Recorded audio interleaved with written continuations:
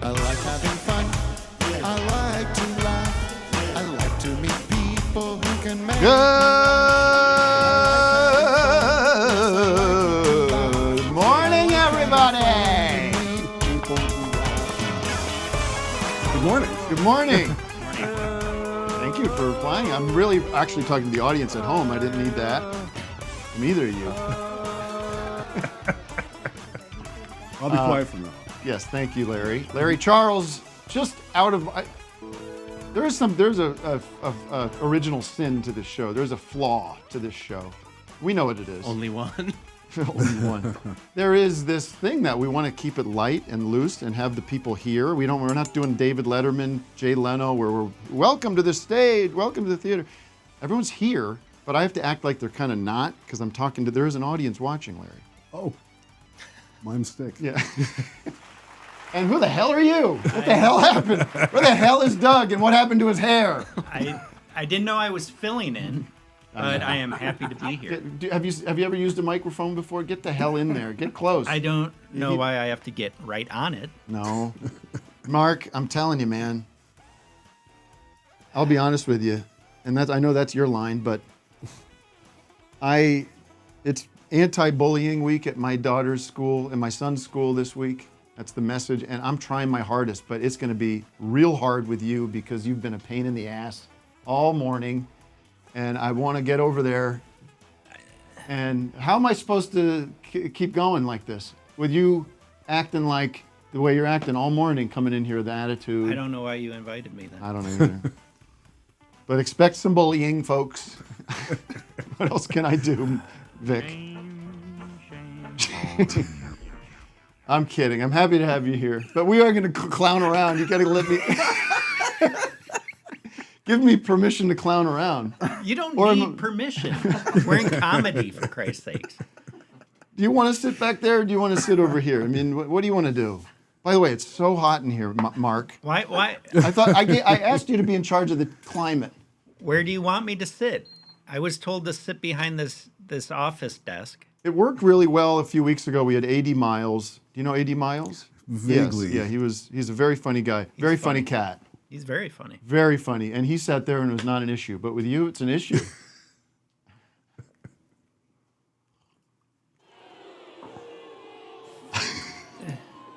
You're upset. Vic, you got to take a side here, buddy. I don't know. I need you to come in and chime in on what's happening here because... I don't know. It's just It works great when Miles is back there, and it works great with Doug back there. But there's some off. It's a weird vibe for sure. You can just it's like one of those things you can feel it in the air. You know what I mean, Mark? It was like I usually wake up around 10. So I got up early. It was a 20-minute drive. That's not bad. Okay.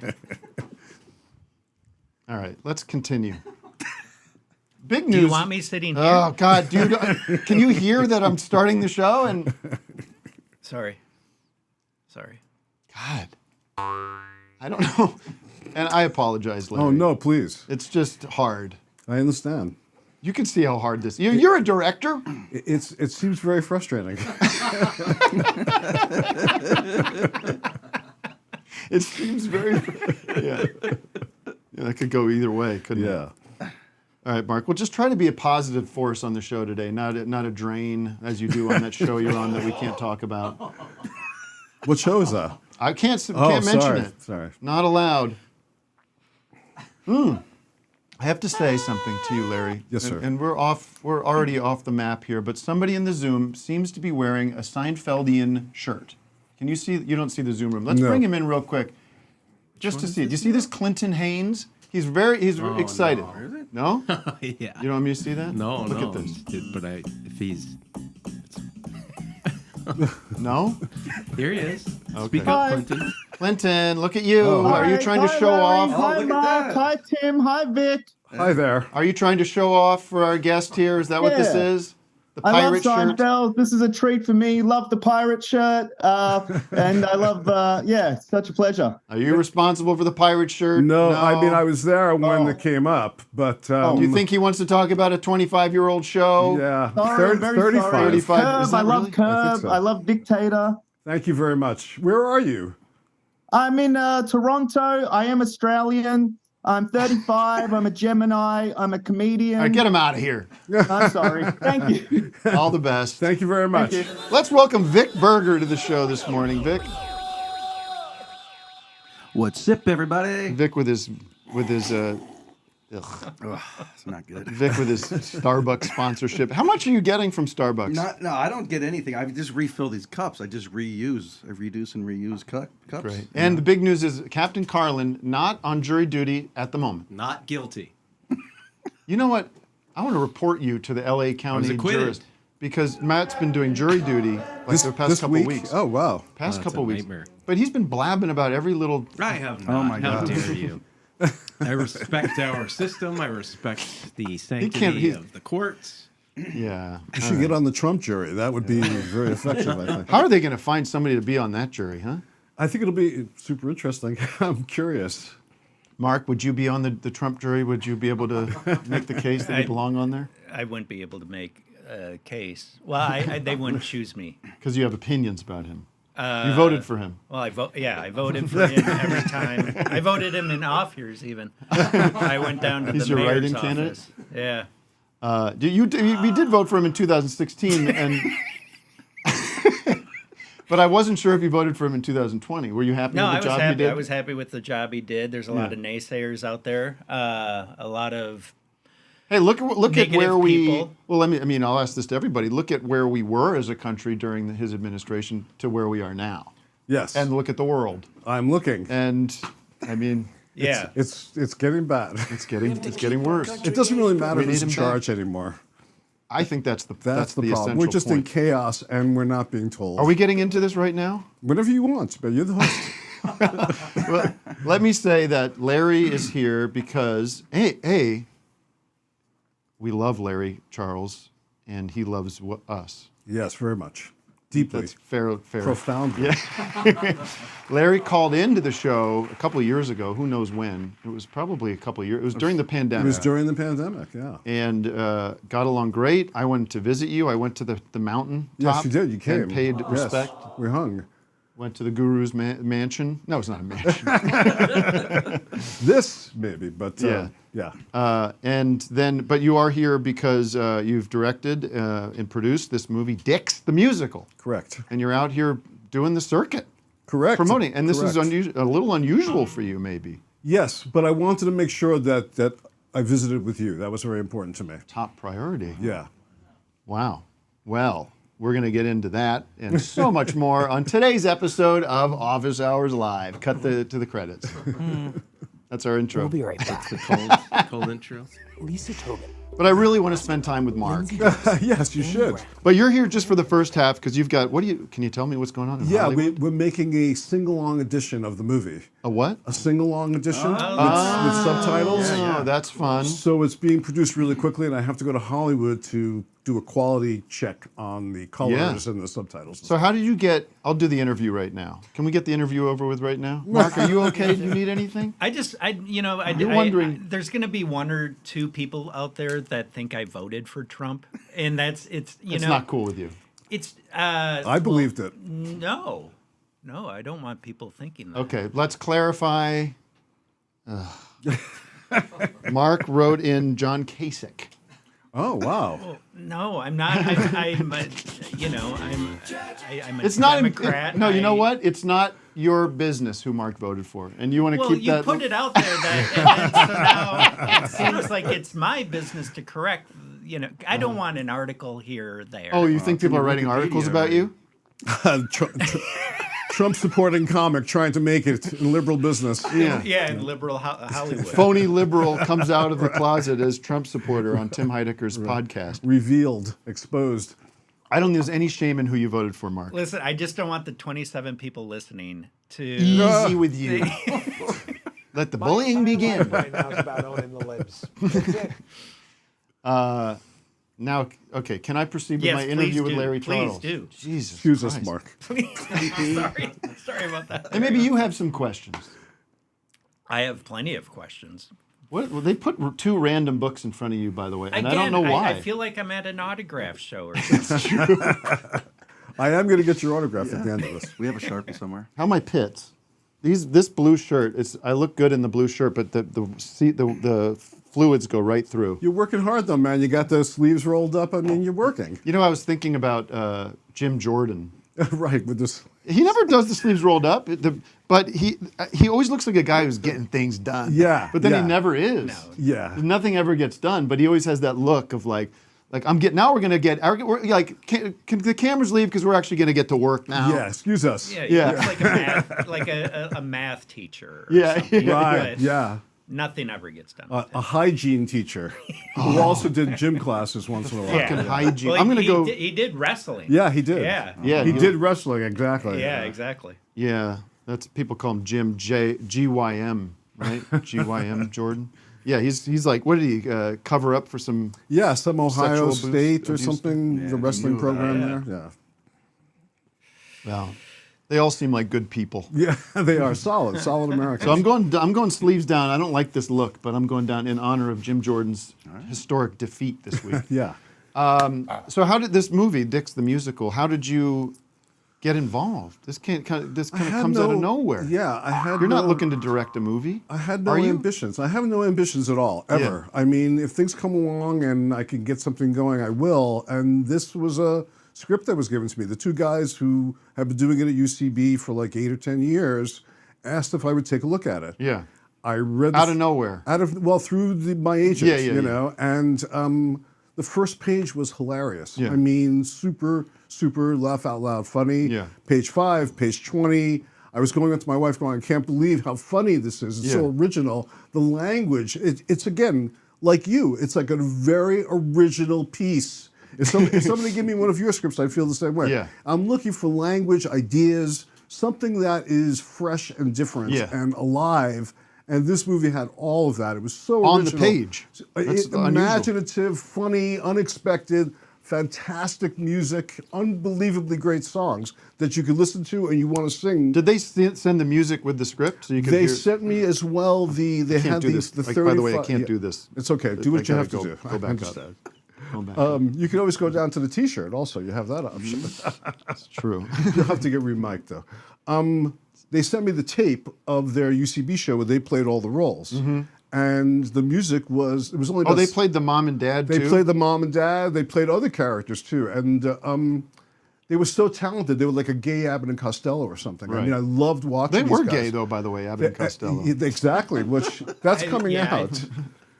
Yeah. You should probably. Is that a check problem that with you? one a little. I don't think that's That's really. a Seinfeld reference right there. Do you have a problem with the fact that Abbott and Costello were in love? I don't think that's a Seinfeld thing, but. Well, no, the Seinfeld thing was, and Not I that don't there's have a anything problem. wrong with Not it. that there's anything wrong Oh with it. yes. Right. Well, you did. You kind of butchered. So I read the script. I saw the play. You can interrupt, by the way. I don't mind. I am at all. not interrupting. No, I'm please. fascinated. I'm actually interrupting you. Is what's going on here. No. And for some reason, A24, the Chernin Company, these people were willing to put a few bucks into it. Yeah. Very low budget, like an $8 million budget, 20 days. Yeah.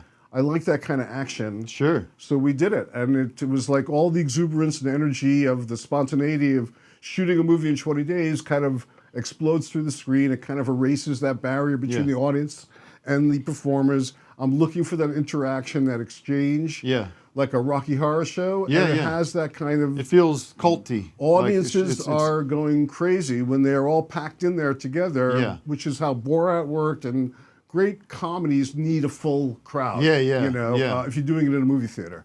And this has kind of proven itself to have that kind of. It must have given these money people great comfort to know that you were going to be at the helm. I think so. I think that gave them a little, strangely, I don't know why. It really Well, you have a track record, Vic. Why? But they did trust me to shepherd this where it had to go, and I did. And who brought in the heavy hitters, the Broadways? It was very easy. Lane and. I wrote them letters. Yeah. We sent them the material, and it was like either you're in or you're out. Yeah, You respond to this or you don't. Nathan and Megan. Nathan, I know his work really, really well. Megan, I was not as familiar with the breadth of her work. Right. With her voice, for instance. She's a real Broadway. Oh my God! Talent. Fantastic singer, very original thinker. Great improviser, and so the two of them together, again, you know how it is, that chemistry, you cannot manufacture or contrive that chemistry. They had it. They just had great Have they chemistry. ever worked together before? They've worked together, they did Broadway. Together. And Mark, the you've Guys done and Broadway? Dolls. No, I I could see you in Death of a Salesman as the lead. I don't think I'm quite that age. But Maybe Biff. Biff, though. Yeah.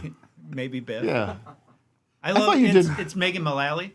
Megan Mullally, yes. I love she's great. She's wonderful. Of incredible talent. And Nathan Lane doesn't miss. Nathan Lane is like one of the, first of all, I guess this is his year Gotta of get him being on the the show. national treasure. Yeah, because him and Beau is Afraid. Did you see Beau is Afraid? I loved Beau is Afraid. I thought he was fantastic. I feel like you and I. You and I may be the only ones, well, unfortunately. God bless. It's a Me, great you know who it movie. is? Me, you, and Martin Scorsese. Yeah, does he like the movie? He loved it. Yeah, it's a great movie. I talked to Marty about it, and had dinner with him last night, Little Dom's, and he was raving about it. It is an epic, and it's kind of misunderstood. It's one of those movies that people will go back to and discover. It's For great. sure. It's a great movie. I mean, and Nathan Lane is great in it. He's but great. Joaquin Phoenix is also mind blowing. Yeah, it, so yeah. It's a great movie. I wish you want to get into my little nitpick with it? Please.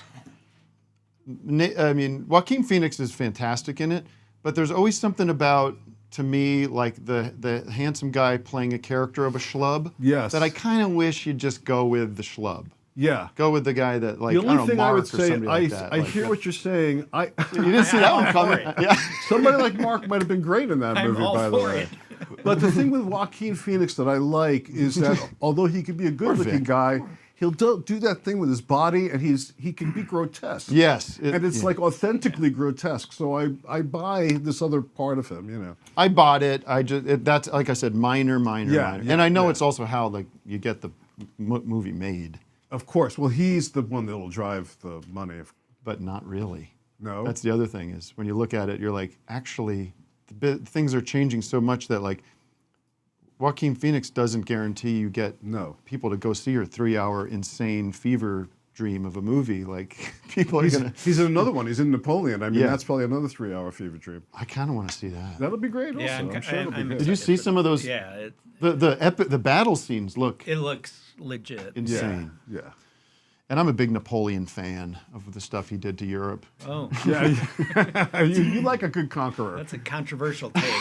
It's Well, what he did to the Middle East, very too. brave of you to. Yeah. You love imperialism. He conquered Egypt very gracefully, I think, very respectfully. Alexander also. People just walked into Egypt and took it over. It was pretty Yeah. simple. They didn't have any military. Well, look, there was nothing happening in those regions. No, the Sphinx was closed. He brought technology. The he brought- pyramid was closed. yeah. No tourists, so it was, It was easy. just a peaceful culture, and The occasional human sacrifice, once in a while, you know. So Dick's is going to open. Dick's is opened already. It's opened in like 10 theaters, and Right. then next They're going to do the rollout. This will be a slow rollout, exactly. And I think that'll work. People will discover the movie because my theory is it's not just a cult movie. I think like I've met people who are Trump supporters, like Mark, who goes. I've invited them to see the movie, and they love the movie also. Yeah, If yeah. you want to laugh, if you like good music, Yes. it doesn't really. You could disagree with the things that we say in the movie, Right. and still enjoy it. Yeah, just I like mean- any comedy. Sure. Yes. I mean, it's very silly and crazy, and it's full of, listen, I'm not going to be offended by No. any of the stuff in the movie because I'm on board with it all. Or if some of it's almost a satirical take on what's offensive. Correct. Right? Yeah. Especially in the end, which I don't want to give the Yeah. ending away. But Well, the good thing is you Anti-PC have is really these. what I'm all about. what's that? What's that? I'm sorry. Anti-PC is really what I'm all about. Anti-PC is Anti-PC is what Right. No, it does work because we tell you right up front. There's two gay men playing two straight men. Yeah. All of this is masks. All of this is performance. This is a Right. movie. I'm showing you. I use Xanadu as one of my inspirations. And Xanadu, they're shooting off the set. You see the crew Right. in the background. The guy didn't care what was going on, the director. And I thought that was hilarious. Or Jesus Christ Superstar, you've seen all those scaffolds and shit. Yes, where you're it's like- seeing, you're seeing the crew and everything. And I thought that was a great way to sort of expose the process. So it's almost like a making of the musical and the musical sort of synthesized. Yeah. All right, that's enough of that. Okay, please. Okay, the fucking Thank you. CBS Morning News sit down with Larry is over. That's why I'm not doing those shows. Nor do they want me, but that's about it. You should see the Chevy Chase version, the Chevy Chase CBS Sunday Morning profile they did on him from a few years ago. It is grim. Yeah, I'd like to see that actually. He's mouthful of dentures, which is not nice, but that's the kind of guy I am. No, but he just is. What's funny about it is he does not want to be there. He's not interested in doing any kind of self-reflection. It doesn't seem like he wants to be anywhere, though. That's the thing about Chevy Chase. He always seems like in a sour mood, whatever he's doing. He seems very bitter about how he's perceived and where his career is at. And he acts like he truly doesn't care, but of course he does. No one doesn't care. Exactly. No one in this industry. He genuinely doesn't care understand why he still isn't the #1 comedy movie star in the world. Yeah. It's not my fault. I've been doing everything right. Right. Did you see Fletch Lives? Whatever. What do I want to do? I definitely want to do the City of the Damn Day. Oh, let's get that out of the way, right? Yeah. That was a miss. Swing and a miss. A little bit like those Arizona Diamondbacks, Vic. All right, the City of the Day is sponsored by Wimple's Dimple Spackle. Are you bedimpled? Do you get sick of people constantly calling attention to your unique and wonderful dimples? Well, now you can look normal with Wimple's Dimple Spackle, the cheek smothering solution for all dimple sufferers. Using Wimples is easy. Just grab a putty knife, scoop out some spackle, and apply it to your dimps. Once it's dry, sand it down with the included cheek-safe sandpaper. Now you don't look like a sideshow novelty. Warning, don't smile when using this product. The spackle plugs can pop out and injure someone's eye, so feel confident again with Wimple's Dimple Spackle. Available in the paint section at all participating... Oh, wow, I have a huge typo to report. You ready for this? Available in the paint section at all participating Ace Hardwares. Does that seem like a typo or an attempt at humor? Someone's trying to humiliate you. Are you feeling humiliated? Or are you zoned out? Listen, not everything's going to land. And Ouch. Harold Lloyd had off days. You're going to have an off day here and Oh, there. look at you with the references, comedy references. People watching go like, oh, he said it. He said he knows him too. By the way, Harold Lloyd never had an off day. I'm just I agree. Some movie lore. Participating. Can we get some closure on this issue, Matt? Can we find out if that's an intentional spelling? Because it seems off. Look, my read is it's a joke, but we'll get in touch with Well, Doug. by the way, I should We'll check in mention with Doug. Doug Lusenhop, who's our third member here, is on the Eric Andre tour right now. That's why he's not here. Oh, wow. He has commitments that take precedent over this show, apparently. Just sick. But he did send a What crime did he commit that he had to go on to the Eric? Hey, ouch! wow. The crime of the old paying the bills, probably. Oh, no, that's not true. I'm joking. He's having fun. We're all having fun. Sure. You're going to get more shit for that than the Trump stuff, believe me. He doesn't care. I'm not on social media. Now we will all enjoy this 5 second. So here we go back to Doug. Now we will all enjoy this 5-second jingle that Doug made while waiting for sound check in Houston. Oh, so Doug's saying he made this for sound check.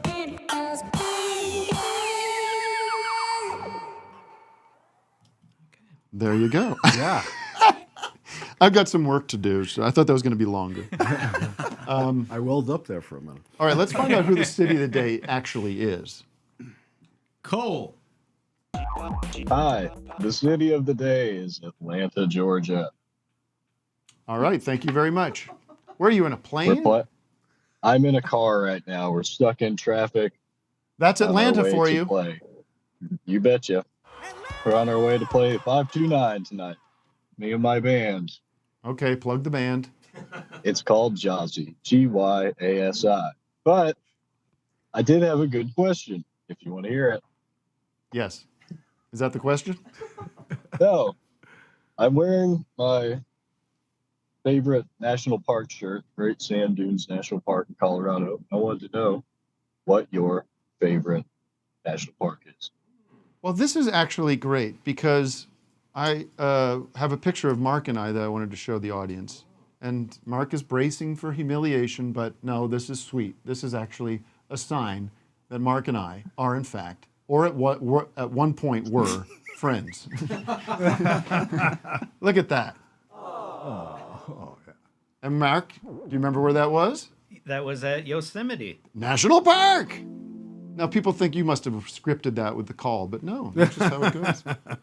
I was actually going to bring up Yosemite because of our trip. That was the last time you were sort of in nature. And that was Yes, about legally, 7 years, yeah. 7 years ago. 7 years ago. Legally. All right, Mark, is that your favorite national park? It is, yeah. And Vic, yours quickly? mine- let's get through it. No, I really just I'm amazed at Joshua Tree. I don't know if you guys have ever been there. Oh, but I've course. been. It's beautiful. It's Love- like, love it's like Joshua Tree. Mars. Yeah. Matt? What's Matt? What's my going on God, with Matt? He's staring. like he turned into Wow. Jack Nicholson from The He's like Shining. looking right past my eye. I was thinking. Holy I don't know. shit. Yeah, I like Joshua. I like them all. I like them all. Oh, come What's the on. least favorite national park? I Larry? like Zion. Zion. Zion's It's your too least crowded. favorite? No, I love it. Zion and Bryce. I like that duo. You do both of them. Right, They're sure. close You together. get 2 for 1. Exactly. Yeah. Exactly. All right, Larry, quickly. I would go for Redwoods National Park. Oh, beautiful. Yeah. Oh, yeah. I like Northern Sequoia California. is also up there. Yes, Similar and even trees. Lassen, if you go up to the volcanic ruins up there, very pretty, very surreal. That's really cool. These are great answers. They are. Very illuminating. So thank you, Jim. Oh, thank you. Now, Larry, we found a little bit of. We should play this for Larry. I think I want to get his take on it. Oh yes. Your pal Bill Maher mentioned you on his podcast. Uh-oh. Let's see if we can confirm this. I want to get. Do you have it? I want to get what your answer to this was. Okay. Yeah, I'm curious. I have no idea what this is. Blah, blah, blah. So I said, forget it. I will never do that. And the director, Larry Charles, he really is my full partner in this. I can't direct a movie. He did Borat. He's a genius. He's a genius, Larry Charles. Hey, let's hear it for that. So I had dinner with him recently, and I said, I always thought we shouldn't do religious too, the Hindus, but somebody suggested to me religious too, but the religion is wokeism. He's talking to Tommy Lee. Yeah. Tommy Lee doesn't want to talk about this. Yeah. Okay, confirm. He's ready to throw up, Tommy Lee, just from he's drunk a gallon of vodka. Yeah, he drank his 2 gallons. Okay, so I think that's all we have, right? We don't have. Yeah. I think Tommy Lee just wants to move things But along. He did talk to me about that, but also I should tell you that I was the original director on what was the name of the movie about Motley Crue, The Dirt. Oh, I was the original director on that, so I hung out with Motley Crue for quite a while. Yeah. Until I couldn't take it anymore, and I dropped it because they wanted to be like, we're the Beatles. We want our master taste. I was like, nobody. People want to see you snort ants on the ground, with Ozzy Osbourne.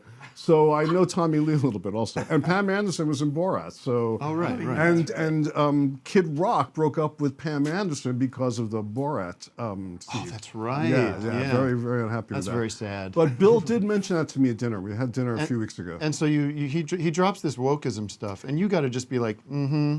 Well, yeah. or does that interest you? Well, I'm open to the idea of exploring. I've had people come to me with different documentary ideas about wokeism and political correctness. Yeah. It doesn't feel that fresh to me. Yeah. Really, cancel culture, all this stuff feels like a kind of already it's been warmed over. marinating since the 90s. Yeah. PC So I think if there was some way to do something that makes that subject funny, and again crosses the boundaries and is unpredictable, then maybe I would be open to that. But I couldn't say yes or no to it. It's a very I don't think Bill's the guy to walk us through and that. I don't think he even wants to do it. Actually, Right. It's just, of course, you sit around, you spitball things. Yeah. It is an obsession of his. It feels like lately. It's like he has been on a bit of a tear. And it's a little like it's sad. Because it feels a little grumpy old man, get off my lawn. Which is feeling. weird with, the thing, that is how he sometimes comes off. And yet in my exposure to him over the years, he's actually a very open-minded person, strangely enough. You wouldn't think it from the persona. Yeah. But I mean, he is very open to changing his mind and listening and stuff like that. And that I always find surprising about Well, I Bill, guess you could say in terms of his perception. In that way, he's not sticking to this kind of partisan line. As he presents with the way he thinks, but it does feel like that feeling of when older guys kind of see the world changing and can't get on board, and it's like you got sometimes it's hard. Well, because things change, you're uncomfortable. Change is uncomfortable. Well, I don't know. Oh, go ahead, Larry. No, please. Well, I was just going to say, you get into a bubble sometimes. People get into bubbles. They're surrounded by people who are sort of agreeing with them, and they lose touch with the outside world. I think one of the great things that you're doing here is you're very tapped into the real world. But Bill, to some degree, and a lot of people that I know like this are kind of isolated from the real world. Sure. And so they develop their ideas within this bubble, and it's not really tested in the real world. Yeah, they're having much. dinner with their manager and people on their level with you. But you could push back on him a little bit, but maybe you don't feel like you want to because it's uncomfortable. I push back, but it's like having a sandwich. You know what I mean? It's like it's not. Neither one of us is going to change anything. Over the hour that I spent with him. So, right. What's nice? Go ahead, Mark. I also think that for Bill, and I don't know him personally, but I feel like his big take on this is that it's a new form of censorship. The cancel culture. Yes. If you don't agree with this comedian or this, and I'm not talking about the criminals. I'm talking about, you didn't like this idea, or you think this is bullying in comedy or whatever. I feel like he's more concerned about the censorship side. And it is kind of new because it's we're used to it being a right-wing fascist thing, but now it's on the left. It is coming. There's more policing of self. There's policing online that of ideas. Yeah, and I feel like if I think this is still kind of new territory and new ground for us. Yes, so much of the discussion is warmed over. But that form of censorship is still there. Us not wanting to do a certain joke or a certain storyline. But that is self-censorship. You have that choice. And Bill, I think, is also the least censored person probably in the media. I mean, he can say whatever he wants. Sure. So I think though there's just consequences to what you say. You have to kind of be ready to take the responsibility to stand behind what you say for sure. But there is also this kind of thing about like. It almost reminds me when I was a kid and guys started growing their hair long and they go, you can't tell the boys from the girls anymore. You know what I mean? There's a little bit of that feeling to all this also. Trans swimmers are going to ruin the world, that kind of stuff. So I think there is this, we are afraid to laugh as an audience. That's why dicks, really, I don't want to keep promoting it. Well, it's very craven what you just did. We all see it. Thank you. I know, it was very transparent, and I do apologize. But my point, a deeper point, is that it kind of flies in the face of all that. Right. It's an anti-woke movie, and it's a woke anti-woke movie.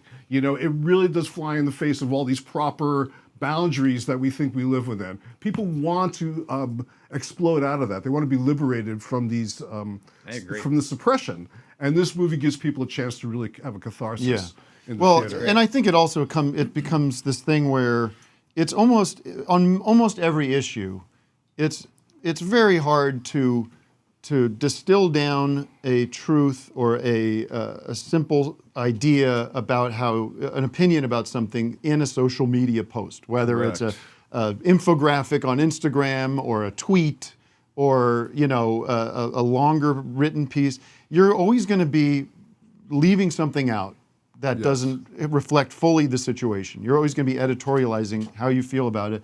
And these issues, obviously Israel and Gaza, are incredibly complicated, incredibly painful, and hard to, not that you can't have opinions about things, but when you try to distill it into a post. Yeah, and people are jumping, as far as Israel and Palestine and the Middle East, people jump so quickly to take a side. And it is, like you say, so complicated, so complex, so historical. Yeah, and people could come at that idea with anger and vitriol towards that idea alone, that it's complicated. Some people don't see it as complicated.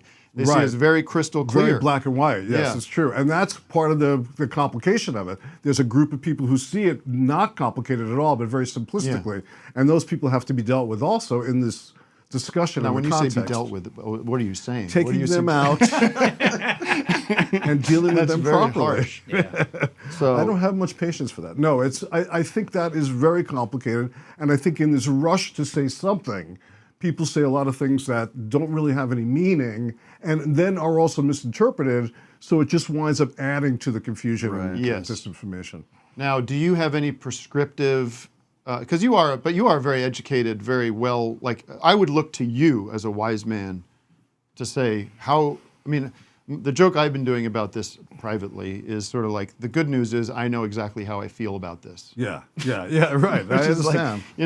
That's I'm being ironic. I don't know how to feel. Well, about it's very hard to know. It's very hard to know, actually. But you are being fed a lot of information that you're supposed to process and figure out what's real and what's not. Right. But in a grand scheme, you can have certain ethics about it. You can have certain morals about it that can help guide you, and maybe doesn't always line up with what's happening that day in the world. But what is your macro overall vision of what's happening in the Middle East? Yeah. Well, and you could say, you know what? It's too complicated to talk about on your show. That's that is the truth. I will give you just a quick sort of observation. I've been to both Israel and Palestine. Well, this is true because you did this movie with Bill. I went there with Sasha. I went there with Bill. I went there on Dangerous Comedy for Netflix. I've been to those areas. We're not just talking about a random dude here. Yeah, I've been there, and I've been to the West Bank and Gaza, and I've done a lot of that. And I also did a piece that Netflix didn't put it on actually, where I interviewed this Palestinian comic named Adi Khalifa in Palestine. He lives with his mom and his brother in an apartment. They're the sweetest people in the world. That was my impression of Palestine. He ran a comedy workshop for children that had been injured in bombings. And I went and I shot that comedy workshop, and the kids are getting up with crutches or whatever, and they're trying to process their trauma through comedy. That was my impression of Palestine. People very innocent. They cannot defend themselves. They just want peace. That's the majority of the people in Palestine that I met. And living in bleak circumstances. Very bleak. And you cannot, just for me, with my group, just getting across the border to the checkpoints was virtually impossible. It gets closed down. You're stuck. You can't get back home if you're in Israel and you're Palestinian. You can't get to Israel to go to work if you're Palestinian because of the checkpoints. All that stuff needs to be broken down. People need to start discussing it. People like Netanyahu are fueling it for their own personal ambitions instead of diffusing it. There's a way to diffuse it. That's basically in a nutshell. And it's impossible to diffuse now. We're at this flashpoint moment. At this moment, yes, exactly. But that's a lot of innocent people on all sides have been unnecessarily murdered. And that's absolute shame, Yeah. And do you have real worry I do, real worry that this is going to escalate and become a much bigger event? Well, I feel like the war machine is what sort of pushes all superpowers. Yeah. So Russia wants to be at war. We want to be at war. Yeah, and you're using China it as chess pieces on the globe. So I think that they will expand it as far as they can. Yeah. Because I think it's profitable. unfortunately and sadly. And human life is not worth anything, and money still kind of dominates the discussion. When you look at the news, when you look at the news, who can you trust? Who do you look to trust? Who do you feel confident looking at? Comedians. I trust like Jordan Klepper and The Daily Show and people like that. The Good Liars, do you know those guys? Yes, they're great. Oh, yeah. I mean, but they're not doing. I'm talking about real reporting on the ground. I don't find the they're usually in a hotel room on a terrace, far from the action. Yeah. That's the thing.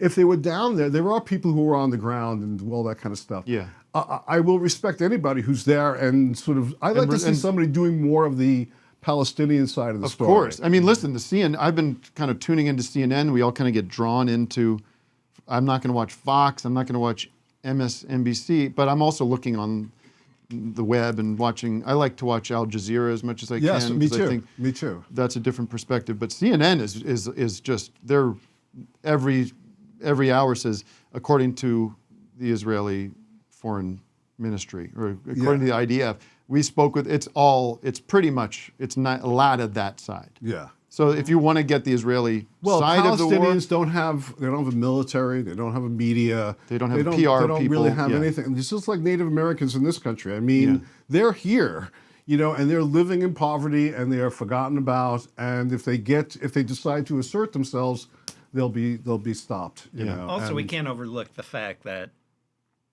CNN benefits greatly by having chaos in the world. Absolutely.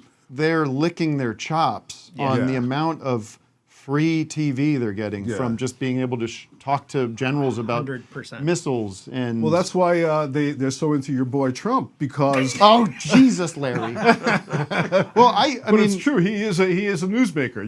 They give him so much attention because he likes the attention. He knows how to take advantage. And he of creates good television. Yeah.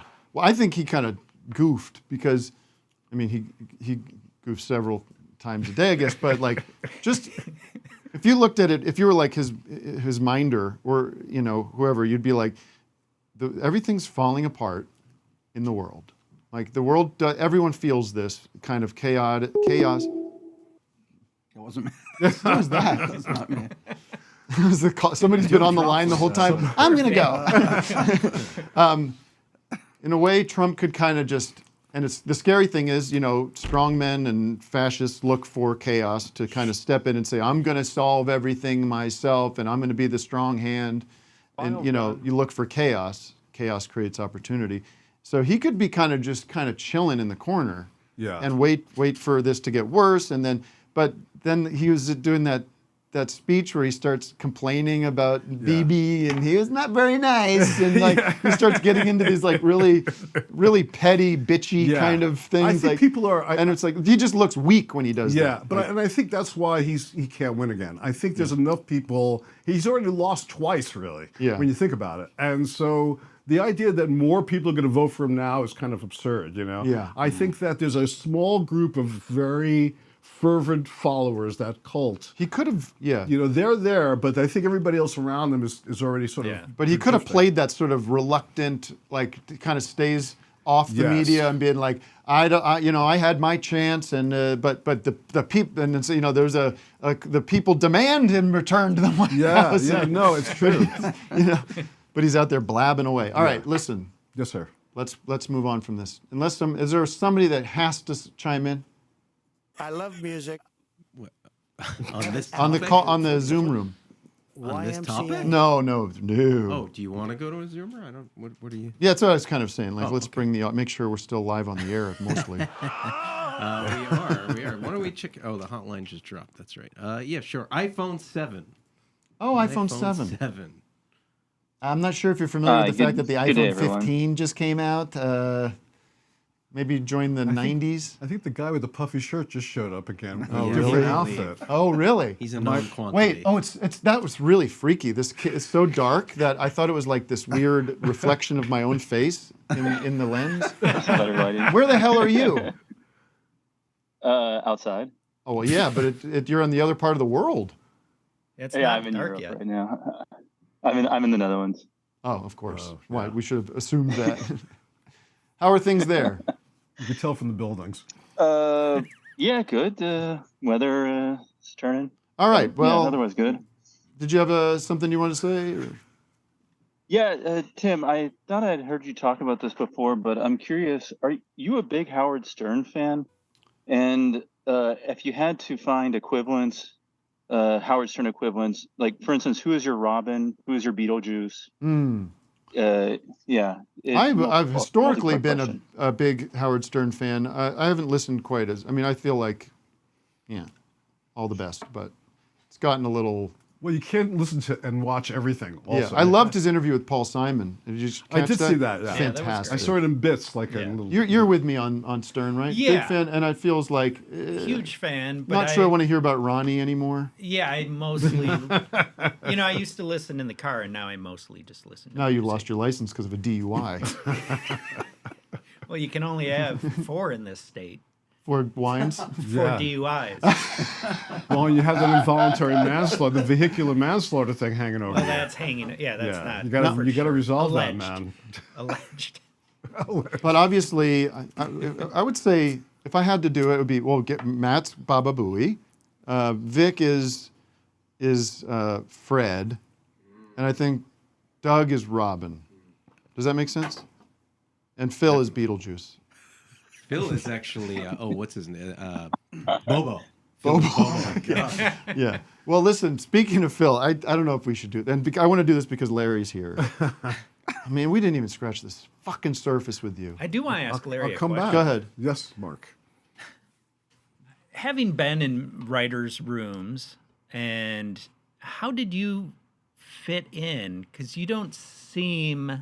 From all I've read and stuff of you in the years and past and stuff, you never seemed like you were itching for the writer's room experience. This feels more at home. Yeah. Seinfeld, we didn't have a writer's room. And we didn't feel we needed one. Everybody had their individual voice. You didn't have a writer's room? No writer's room. Well, there was a room where people met. No, not for the first few years. I mean, Larry and Jerry were in their office. I was in my office. Then Peter Millman came along. He was in his office. We'd write our drafts, and then we would sit together maybe and go over it with Larry and Jerry. And that was it. And then we'd have the read-through and the rehearsals, and we'd shoot the show. Later on, after I left, really, they started bringing more writers in, and it was more of a traditional writer's room. I find that the writer's room often takes the edges off of the humor, and the singular voice is much more powerful than the group voice, and I've seen it happen many, many times where the edges get rounded off, and so I'm not attracted to the writer's room. There's also this assertion of personalities. It's like a dynamic in the room. Some guys are louder. Some people are more defer and they sublimate. Other people assert themselves way too much. In the end, everybody's got to take off their mask and be who they are, and you've got to deliver the goods. And it's just a long process where I used to go on an Entourage.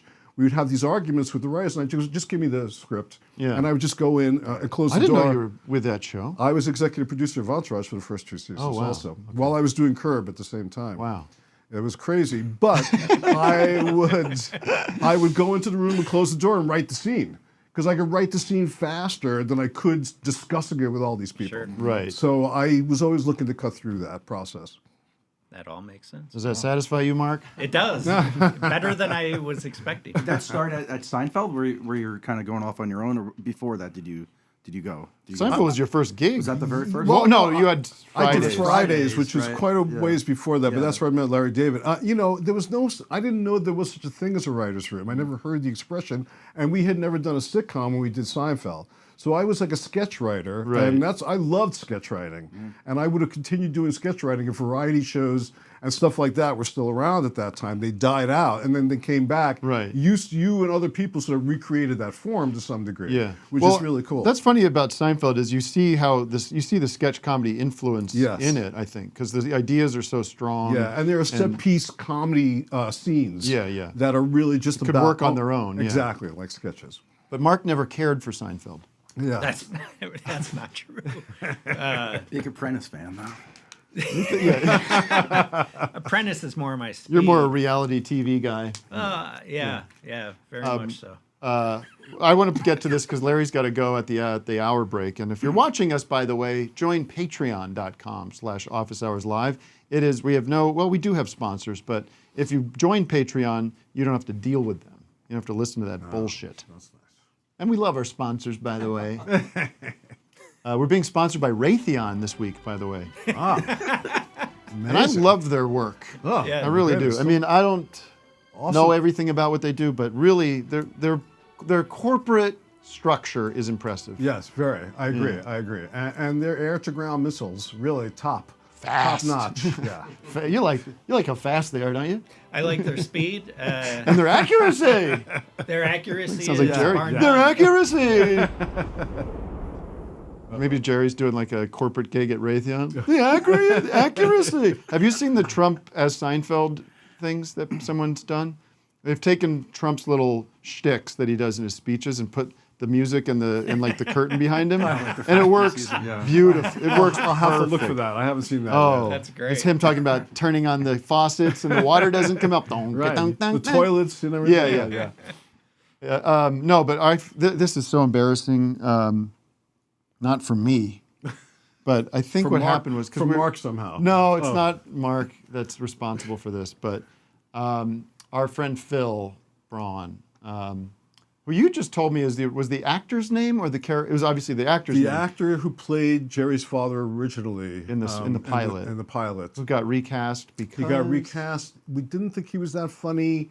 And I saw Jerry Stiller on a movie called Seize the Day with Robin Williams. And I hadn't seen him for years. So you're responsible for Jerry Stiller. Well, I came in, Well, I told not- Jerry and Larry, hey, I just saw Jerry Stiller last night. He was hilarious. Yeah. He would be great as George's father. And they had already been thinking about maybe recasting They're the like, part. we know. Yeah, and then Jerry Stiller was in a play and he couldn't do it. You know, it took a little while, but it worked out. Got you. Yeah. Well, Phil, we were talking about Seinfeld last week, and let me just apologize. I have a huge apology to make. I made it online, but let me hit it. Mark, I want your take on this. We were riffing on Seinfeld and the idea of them doing a reboot. I was riffing with Mike Mitchell. You know Mike Mitchell? I don't. You don't know Mike from the Birthday Boys? You must have crossed paths. I'm with sure him. we've crossed paths. I don't. You know, All I right. don't. You don't go know out anybody. Too much. Anyway, I made the joke that the first episode of Seinfeld, if they did a reboot, would be Kramer addressing the Michael Richards incident, which you know all too well. Yes, I do. Terrible incident. We rewatched it. It's bad, you know. Yeah, but whatever. I've rewatched it a couple of times. It's bad. Sometimes just for fun. Yeah. Or for laughs. The apology, not to go back to what we did, but also the apology on Letterman is even almost worse. That Have you was seen- that was that's a big mistake. deeply Yeah. uncomfortable. No, because he's not Jerry. Jerry thought he could be like Jerry. Jerry's like, you're very facile and he could glib, but he could have gotten out of it. Yeah. Michael is like, almost pre-verbal. Yeah, yeah. And for him to try to make an apology was a disaster. Yeah. Unfortunately. in there People too. It's Google it. People giggling. Yeah. Anyways, I said it'd be Yeah, funny yeah, if on yeah. Seinfeld they addressed it by doing. He said it, Jerry. He said what? He said it. I said it, Jerry. That's like how they. But my wise and all-knowing audience reminded me that Curb addressed the issue 8 years ago. Whenever were you a part of that? Yeah, I directed, executive produced that season. Might be the best and season of Curb. It was a great season. Yeah, I agree. My favorite probably. So deep apologies, and we appreciate the scolding on that issue. And I said I will be keeping a comedy encyclopedia with me at all times so that I don't take anything from anybody ever again. But I think our It's take is just a little long-term different. memory. Yeah, I don't think it would look anything like the Curb. No. It would be different. Anyway, so what happened was this. We were talking about it. Phil is always looking for opportunities, and I think what happened was he got the idea that they are doing this Seinfeld reboot and that there might be an opportunity to play, he basically made a self-tape of auditioning for Kramer, but I think he actually put it in our Dropbox, he uploaded it. Phil? And this is mean to play, because this is obviously not going to go anywhere. You never know. Yeah, I mean, sorry, Phil, but you put it in our Dropbox.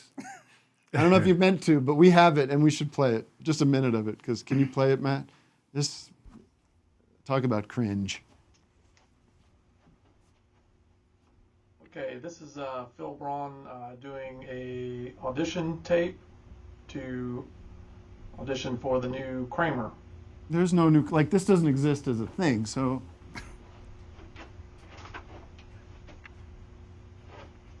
Karate, Jerry. It's karate. See, karate's not down here. It's up here, and here, and here.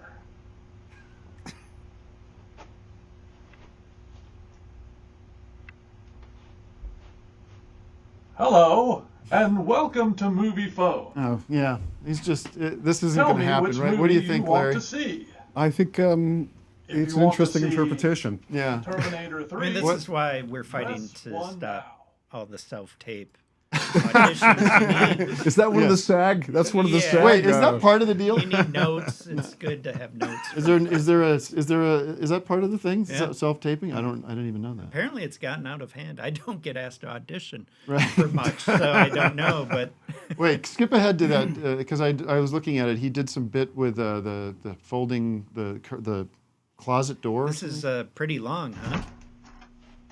Oh, wow, he's got a whole new set. Yeah. Well, he's clearly a very skilled physical comedian. Oh, funny stuff. Yeah. This is great. I don't remember this part of Seinfeld. But... No, I don't think he had one of those kind of... I think it's great that you have you. Look, he's laughing at himself. Yeah, he broke up. Well, that was actually kind of looked like Kramer a Yeah, little bit. he had a moment. It's nice that you have room on your show for the, disabled, the mentally. Mentally challenged? Yeah. Yeah. Well, I don't know. I just don't know I don't know where he got the idea that there were people that people are looking for submissions. Right. That's the strange message. That Is Phil in the he Zoom got. room? Is he here? I did not see him Okay. before. Well, Let's see if he must be running for the heading hiding for the out, hills. That's too bad. Man, we gotta let Well, we Larry should get go, that but- to Jerry, though. We should get that to Jerry. Yeah, maybe it'll spark something. So, but for the record, you're not aware of any Seinfeld. I have no knowledge of anything to do with Seinfeld whatsoever. Yeah, no Super Bowl commercial. Nothing. Like that. And if you They did wouldn't know, involve me anyway, most Really? likely. Yeah, I don't think so. Why not? Really? Because I'm a pain in the ass, Yeah. What do I? They could do it Because you're themselves. you're gonna be the conscience of that Right, show. they'll and they'll be figure like, it out. come on, can we just? They don't need me. We don't need to. We don't need comedy rules from you. Let's take one more Zoomer specifically for Larry, because then we have to let Larry go and do his work. I'm really sorry about that. No, Yes. Where did it's nice, isn't Larry the greatest? It's always nice when you meet people you've admired. And Wave your hand actually around if you had a Larry. Mark, up to. you're very sweet, Mark. Very Okay, sweet. Chris. No, let's hope no allegations come out about you. Yeah, let's hope. Oh, you didn't even talk about the Dylan stuff. How are we gonna have to do that? Well, we talked a lot of Oh, I Dylan guess last We time. did the last maybe time, we yeah. did, that's right. That's for the Joker. I wrote a book, by the way, so I don't know. It'll probably be on next year. I Oh, think. great. Can I get an Yes. advance copy? I will get you an advance copy. I'll come back. We'll talk about Okay, great. all that shit. Yeah.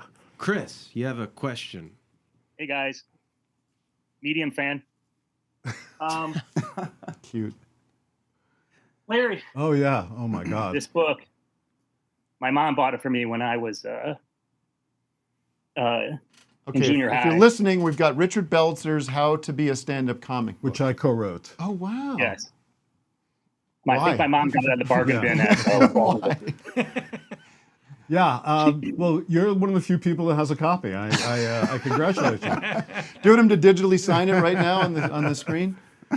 Don't show any of the pictures from inside because right. that's from Yeah. a long time ago. Yeah. Now, Belzer, did you were you intrigued by him from his time on Thick of the Night? I knew him from before that, actually. He was like the coolest stand-up in New York. And he was like kind of an amazing person, and all these people would come and watch him because he had such a unique act and such a live act. And, Robin Williams and all these people wanted to see him, Gilbert Gottfried. And I had a chance to meet him, and we hit it off, and I wrote material for him for a few years. Yeah. Was it because when people would see him, was he doing a lot of improvisational stand-up? He didn't have an and- act. He would come out on stage and just work the audience for an hour. and it was brilliant. And he would make it up. And did he ever have an act? Like if he was going to go on the road? that's what I did. I wound up writing chunks for him and hunks for him. But he was really at his best when he was just off the cuff. Wow. Oh, that's great. That's kind of like the last person you want to get, like read a book about how to do stand-up comedy from, because like exactly, it's not exactly the thing that you can do. You have to like, be funny and go out and you have do to be it. very naturally funny and very gifted. The book is not very instructional. It's, well, who's that? Yeah, that's Belzer. Oh, okay. Actually, yeah. Oh yeah, it's. Well, he asked you explicitly not to show pictures from the book. I never listen. I'm a rule breaker like Mark. So. Well, congratulations to your Dodgers there, by the way. Yes, right. Great ending. I'm actually a of the White season. Sox fan. Okay. All right, we're gonna let you go. All right, thank you though. Hey, the PO box. Can you guys throw out the PO box? The what? I can reel you PO down. box. Oh yeah. We got it. We need it. Do we have a PO box, Matt? We don't want to give that publicly because we're gonna get anthrax sent to us. I'll DM you. Okay. Cool. DM me. Yeah, Larry, we'll have you back. Is the book announced or is it just? It was just announced, but I don't know when it's coming out. I wrote it. It's written already. What's the title? I'm calling it right now. Life is but a joke, because it comes from All Along the Watchtower, which was a big song. Sure. That I argued with Bob about. Wait. Now there's a tease. Yeah. There's a tease if I've ever been a tease. Next time. Next time for sure. Huge breaking news. Participating was intentional. Participating. Wow. I got the news too. Can you read the statement from Doug? This just came down the wire. Yes, Doug says, knew you would be confused by it, so mission accomplished. Well, that sucks. Let me get one thing from you. I want to tease. We're going to take a break. Let Larry go. When we come back, we're going to play Mark, true or false.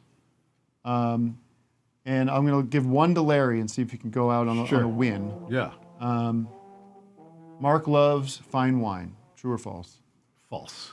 That is actually true. Okay, so Mark likes fine wine. I like wine. I heard like Ripple and more like MD 2020. And I was getting the Red Fox brand of Ripple for a while, but So we're going to come back, and I think because I'm the game master, I will. Mark, of course, can't play. He'll just have to be here for this. We'll play with a Zoomer and a Zoomer. I think. Does that make sense? Zoomer versus Zoomer. Zoomer versus Codhead Hotliner. How about that? There you go. All right, we'll be back after this. Patreon.com/Office Hours Live. Go see Dix the musical if it's playing in a theater near you. And Mark Proksch will be here after the break. I will. I pray to God. Okay. All right. Thank you, Larry. Thank you so All the much. best. I love you very really much. Good time. It was fun. Thank you.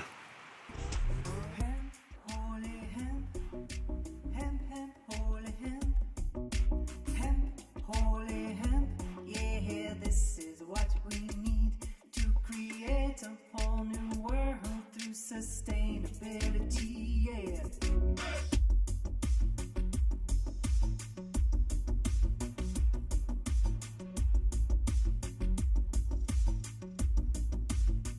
Let's break it on down. Look at why hemp deserves a crown.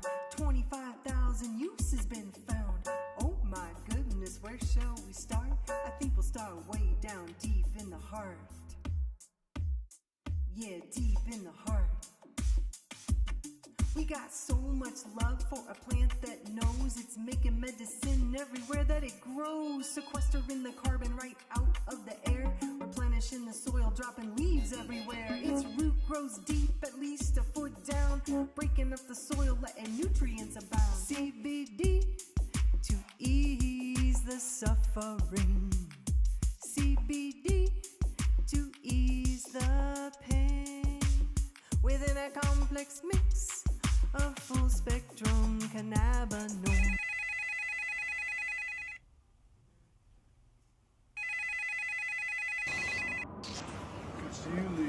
What's going on, dudes?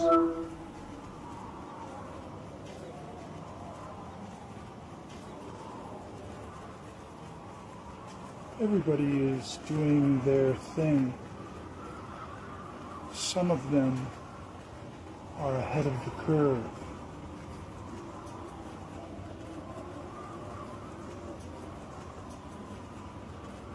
And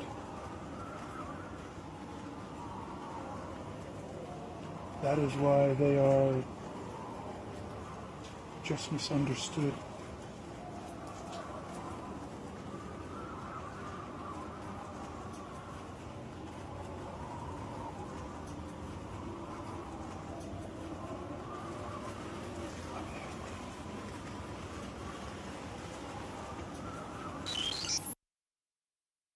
Hey, Mike. How we doing? Hi, nice to meet you. Well, I met you actually. I sat next to you when we went to Joe Mears. You came and you had dinner. It was in Michigan. I was running for governor. Oh, yeah, you were running I was for the guy. governor. They kicked me off the ballot. Yeah. We would have won Michigan. Yeah, I remember that. No, we were like a lock. So it was great. And I do have your pillows. And then you recommended that I try your sheets. Remember? Okay. All right. You take care. Tractor ride right here.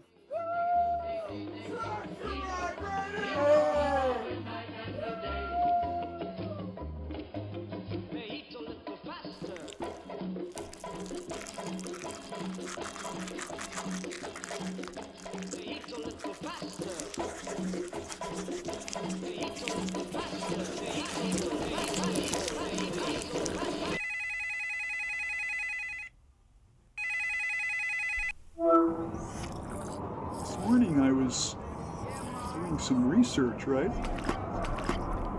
In the supernatural. And I'm wondering, in the warfare, like, so often we get distracted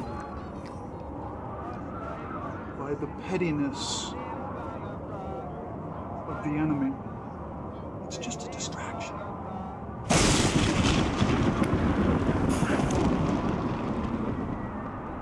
So don't be distracted. And then the Holy Spirit showed me this. When Jesus will say to many people, I never knew you, that's the same as when people think they know you, but they don't. And you say back to them, yo, you don't even know me. Yo, you don't even know me.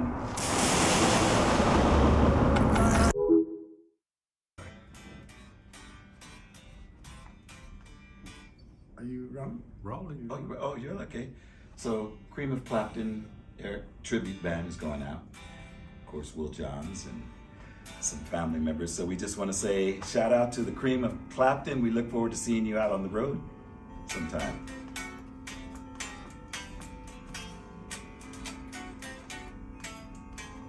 Well, that will. That's how. Oh, that's how it goes.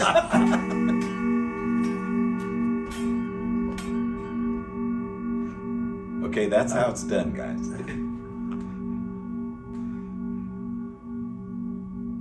Cut.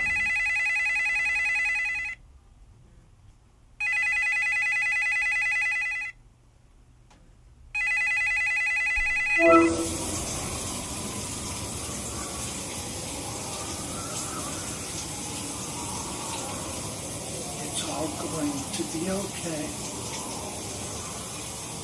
Because we have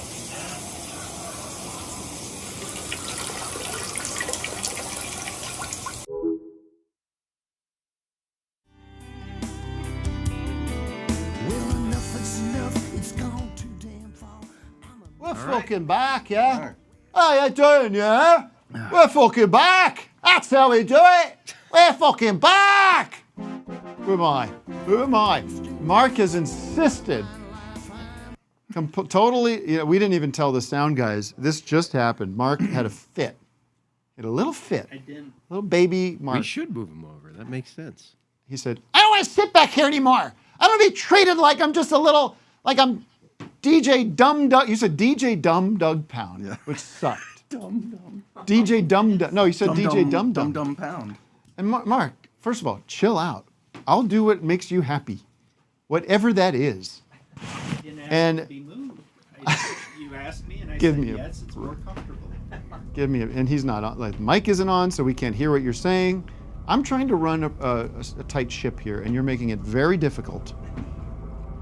So let's bring his mic up, and so Mark can defend himself from this sickness that he has brought upon our show, this disease. You asked. I don't think your mic is on. You asked me if I'd like to move, and I said yes because these chairs are more comfortable. Can anyone confirm that? Fine with me. I've never complained about the chair back here. I guess I have nicer Matt, furniture at home. Matt, you didn't witness accustomed me. to You didn't witness Mark's little hissy fit. I did not. I did not. I didn't see anything. Come on, man. I saw nothing. I'm just kidding. I'm kidding. I did suggest it, as a friend would. I said, you know what, Mark? Right about 30 seconds ago, I said, Mark, you want to move over there? That might be nice. And you said, yes, please. He couldn't And wait with an to hop in attitude. Larry's chair. it's nice With and an warm attitude. still. Again, it wasn't. It wasn't. I had no attitude. That's for the audience to judge, because we feel the residual effects of the attitude. I do. Yeah. I'm right. And you're wrong. No, just kidding. Just people don't get it. You know that, right? What? That we enjoy this. Do they think that we actually have this dynamic? There's dummies out there that do. What would that be? First of all, what would that mean? Right? Because it's been Why would I ever 15 years agree to come and hang out? I know you're a man. You're a respectable person. But with a career. Mark, do you ever get sick of it though? Don't you get tired of it? No, because I don't get this anywhere else. Really? No, and Everybody respects you in the world. No. And for me, no.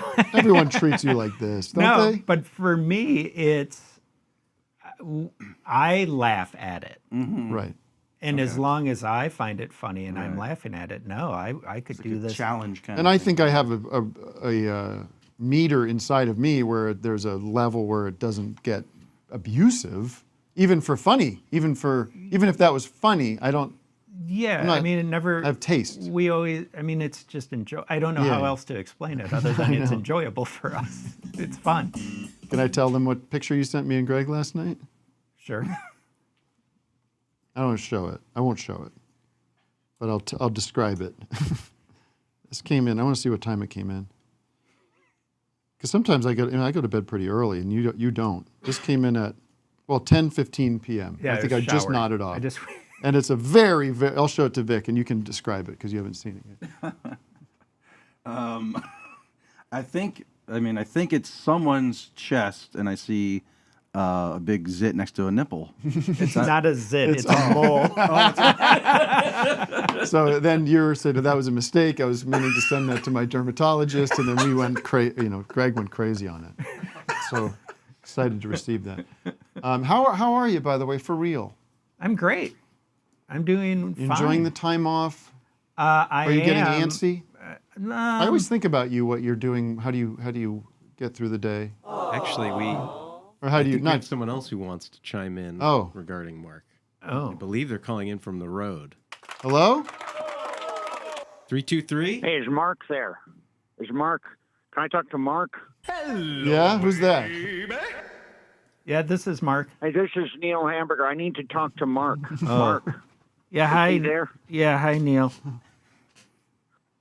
Hi. Hey, Mark. We're here in Birmingham, and the show is tonight. And then people are telling me you're in Los Angeles. You're supposed to be here for the 7:00 show tonight at the Saturn nightclub that you agreed to do. So, how are you going to?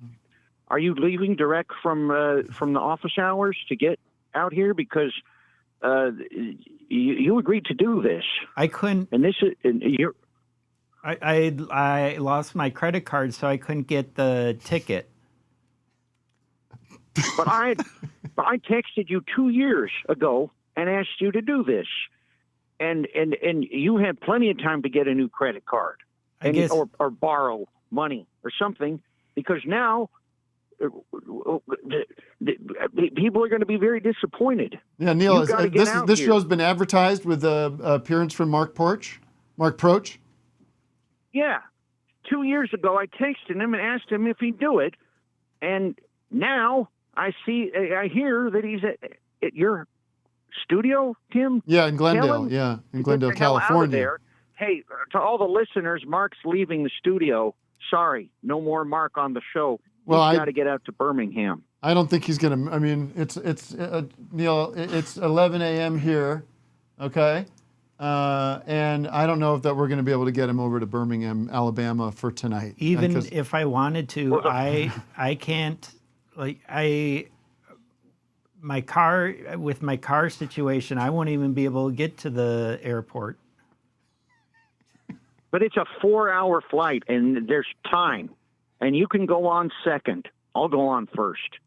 Because we advertised that you were going to do the Neutron dance at this show. Yeah. And there's... What's the Neutron dance? The Pointer Sisters song, the Neutron dance. Oh. I texted Mark 2 years ago and asked him if he would do this, and he said, yes, I'll learn the Neutron dance. Yeah. God damn it. This is a big problem. I don't know what we can do here. Why don't we do this, Neil? We'll go on to XP. God damn it. No, and I understand you're upset, but accidents happen. Mark seems to be feeling pretty bad about it, and I want to. I mean, it's been 2 years, and I guess part of the problem is it slipped my mind. Well, did you learn the Neutron dance? You've had 2 years. Also, accidents. An accident is something where you trip and fall. So it takes place in the range of 5 seconds. Your brain didn't function. You tripped on the curb. You fell. It doesn't take place over 2 years. That's not an accident. That's intentional. I looked up the Pointed Sister, and I couldn't find anything about the Neutron dance. All right. Well, it seems like Vic. I mean, somebody there can find the Neutron. You got to do the Neutron dance on office hours, and we're going to project it on the screen in Birmingham tonight. Oh, that's a good. And if you don't figure it out, that's a good compromise. Yeah, that's a good compromise. Do the Neutron dance, you asshole! I gotta go. Do the fucking Neutron dance. All right, go ahead, Mark. Do the Neutron dance so that we can, because we're filming this now. And can we get, so why don't you stand up and we'll get a film of this. Here, I'll get it, hold on, Mark. I'll get video of it and I can send it right down to Neil. All right.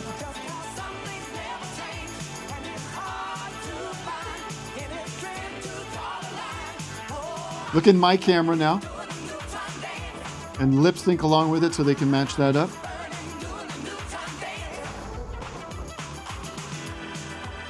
All right, I'm going to do some body shots. And maybe show your belly. Huh? Just show your belly. No? All right. I'll send that, and then he can play that. It seems like we resolved that issue. Well, I'm happy last thing I need is another lawsuit. Yeah. All right. And scene. All right. Let's take a call. You want to play Mark, True or False? Whatever. It's, you're not really going to be playing it. You're just going to be observing I'm sitting, it. Yeah. Let's play Mark, True or False with an audience member. Right. 2 audience members. All right, Danny. Step Let's right go up, quickly. Danny. Can we hear you, Danny? Oh, is your audio not working?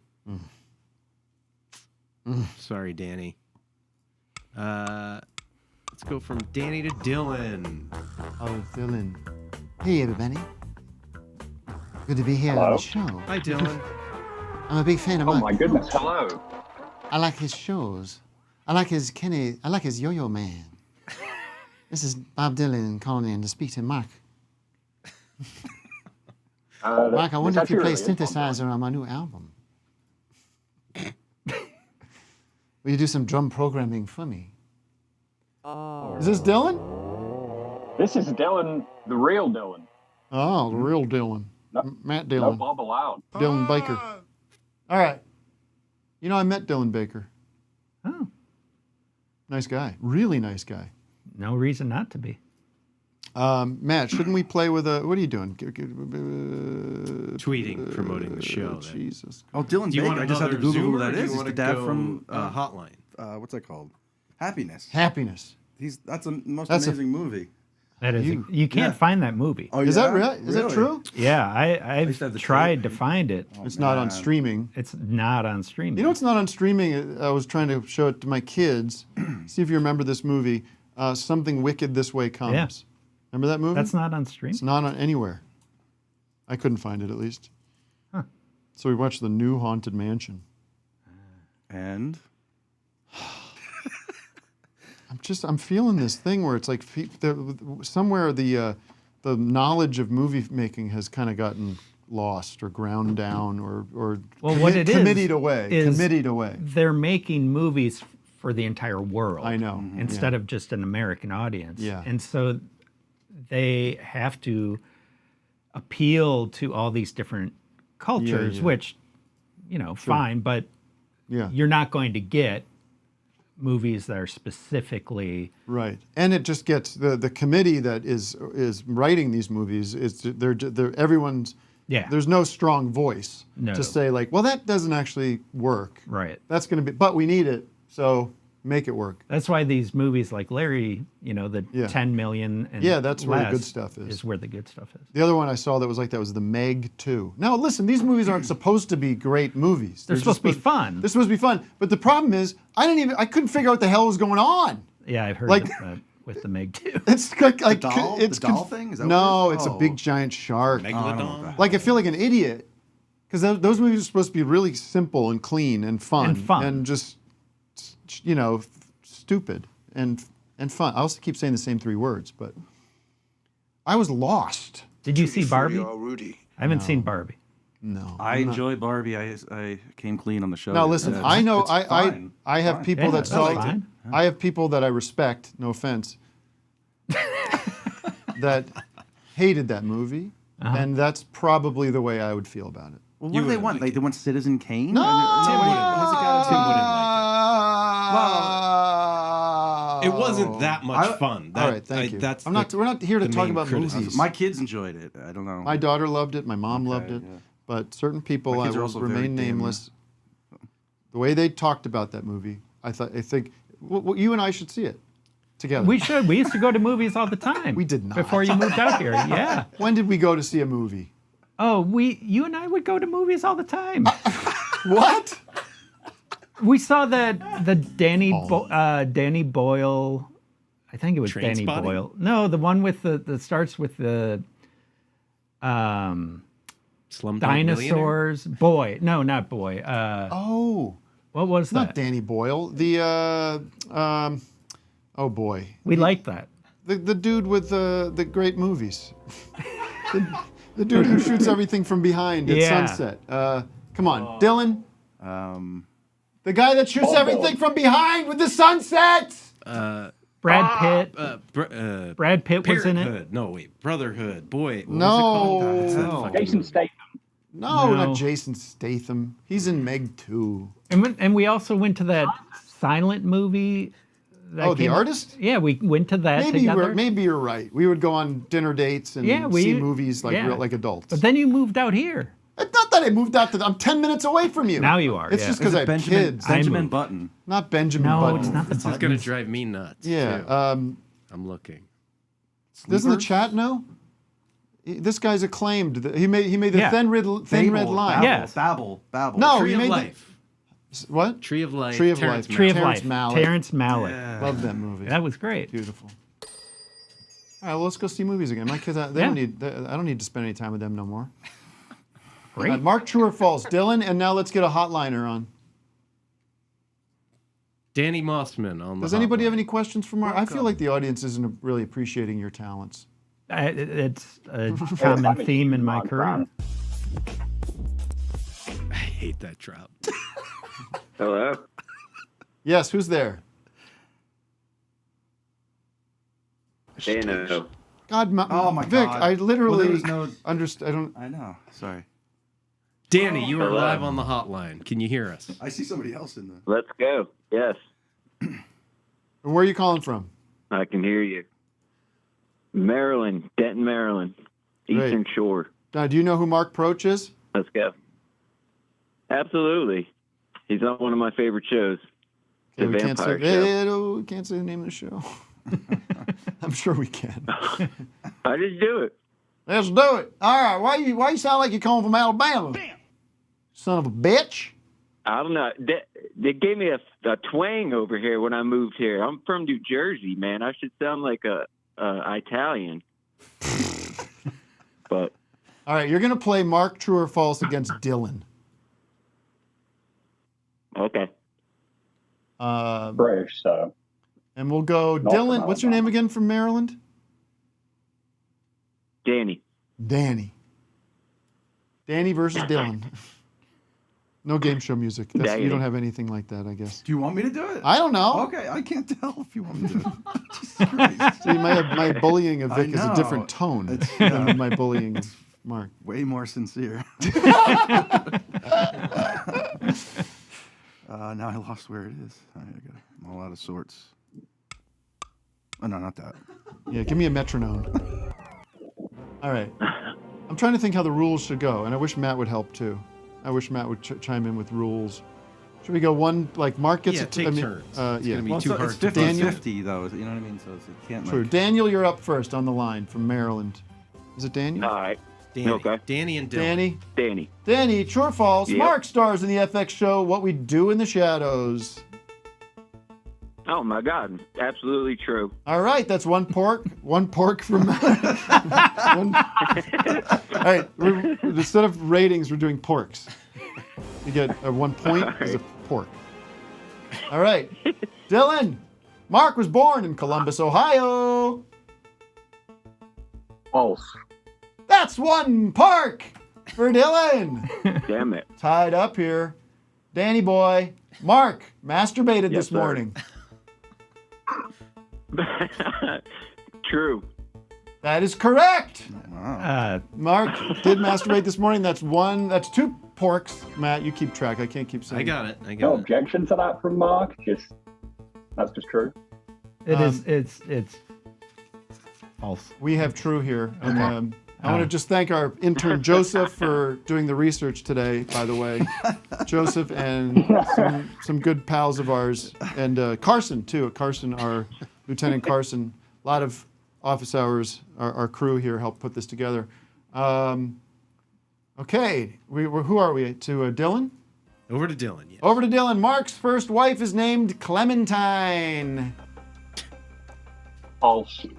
I'm sorry, that is true. Mark's first wife is named Clementine. I only have one, and she's named Amelie.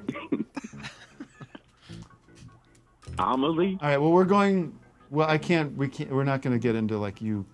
I don't think it's hard to just change His final answer. your. All right. Okay. Daniel, Mark. Okay, this is this is for Daniel. Stand by, Daniel in Maryland. Mark keeps himself as clean as he can, showering and brushing his teeth on a regular basis. True.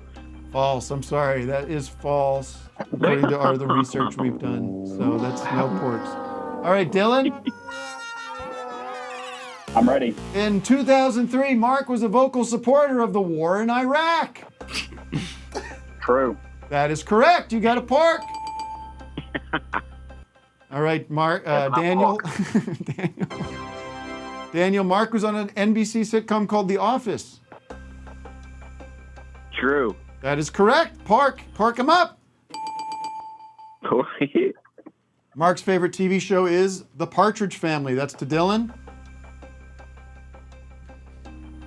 True. That is true. Correct.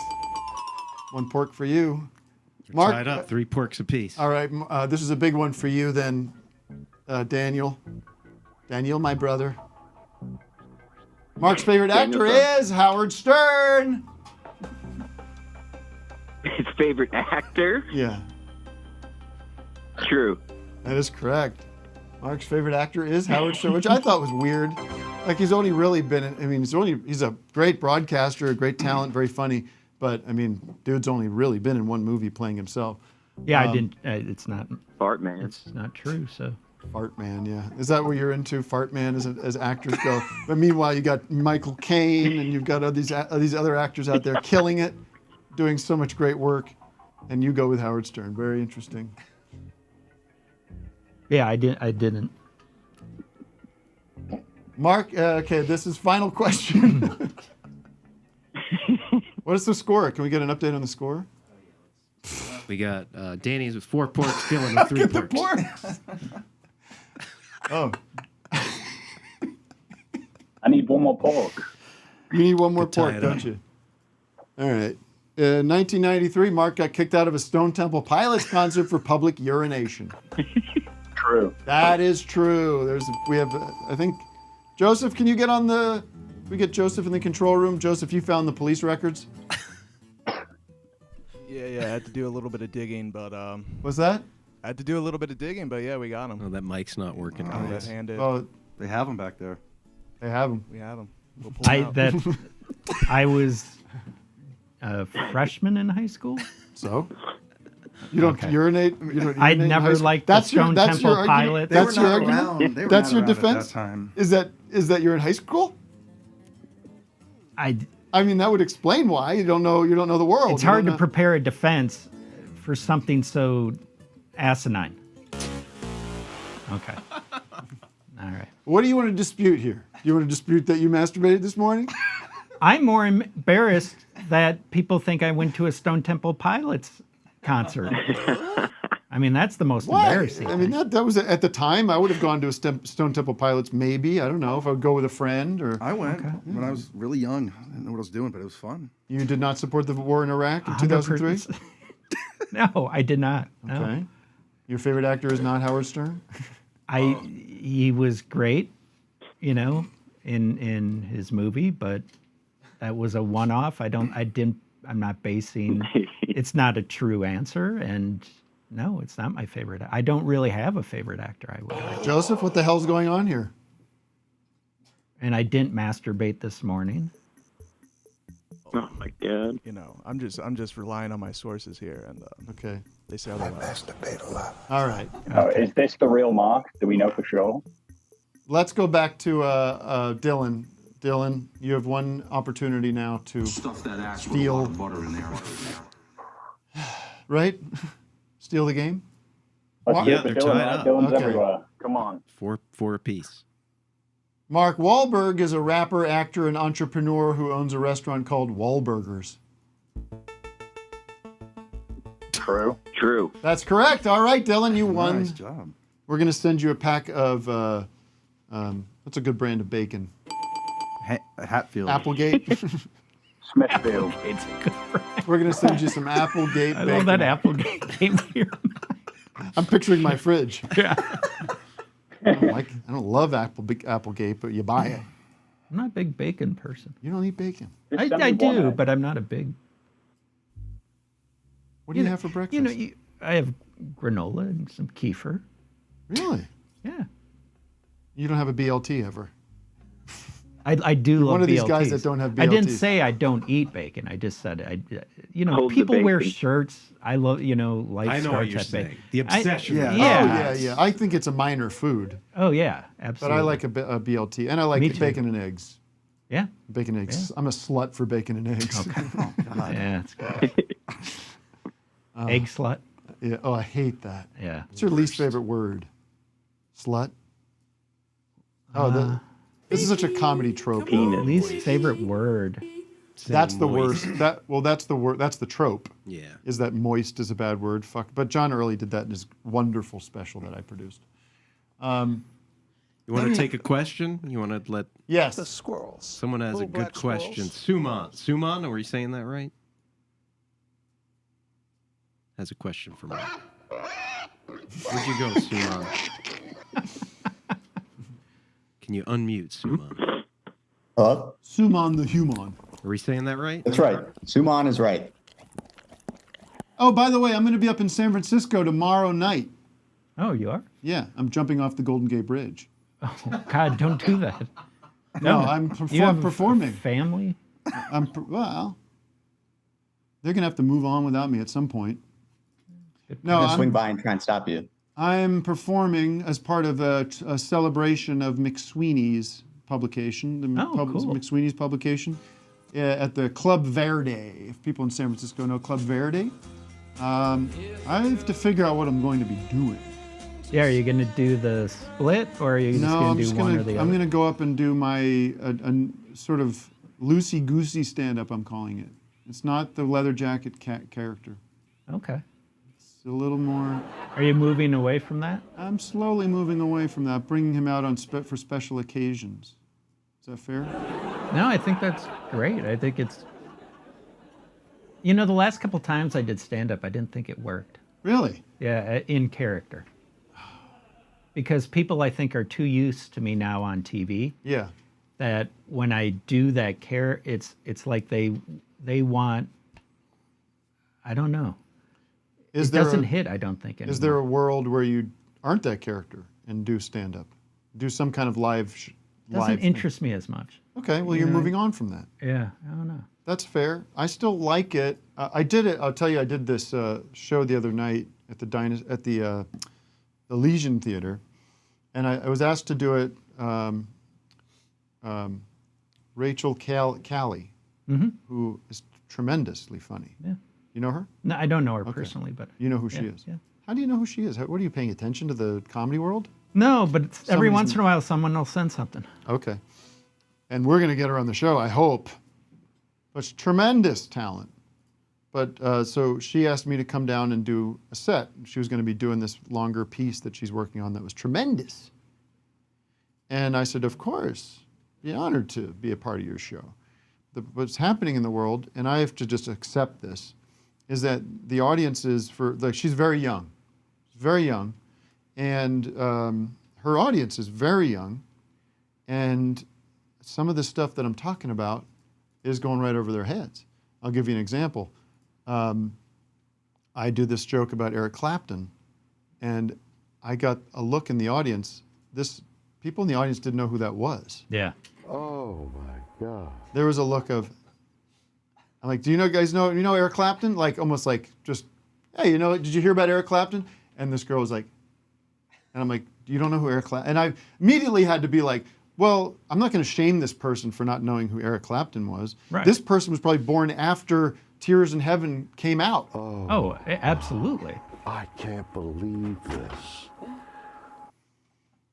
And I felt in that moment a shift, and a generational shift that is just natural, and I'm not judging it. I'm just saying, like, obviously, if I'm doing a show that people are coming to see me, they're probably going to know who Eric Clapton is. Like, I'm not worried about that. But also, we're pretty music obsessed. Yes. And, yes. And there's a lot of people that aren't. Sure. And if you're young, you don't pick him up in just the everyday life. Zeitgeist, yeah. Yeah, that's true. So that's interesting. The joke is when this person dies and sees Eric Clapton in heaven, he's going to say, would you know my name if I saw you in heaven? And they'd say, no, I wouldn't. Yeah, maybe it's the joke also. No, that wasn't the joke I did.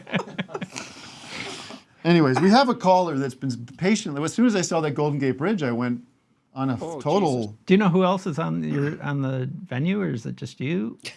It's just me, and it's a night to celebrate McSweeney. So I don't know what else they have in store, but I'm cobbling together material. I'm going to do a kind of terribly written tribute to McSweeney's. Like, that's funny. Very like pulled from Wikipedia and full of misinformation and bad quotes about books and shit. You gonna meet Dave Eggers? I know, yeah. Well, I didn't know. Yeah, he's the one who invited me to. Wow. Okay. Maybe am I going to meet him, or am I going to have lunch with him and spend the whole day with him? Yeah, all right. A little bit of both. We'll see what happens.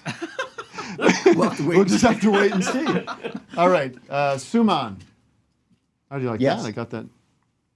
Why do you have an A on your hat? Let's get to that. What is that? Abercrombie and Finch? Pastel. No, this is the company I work for. It's a company swag. Amazon? No, The Athletic. Apple? It's a sports journalism website. It's called The Athletic. Oh, right. That's the New York Times, right? Yeah. They own. Yeah.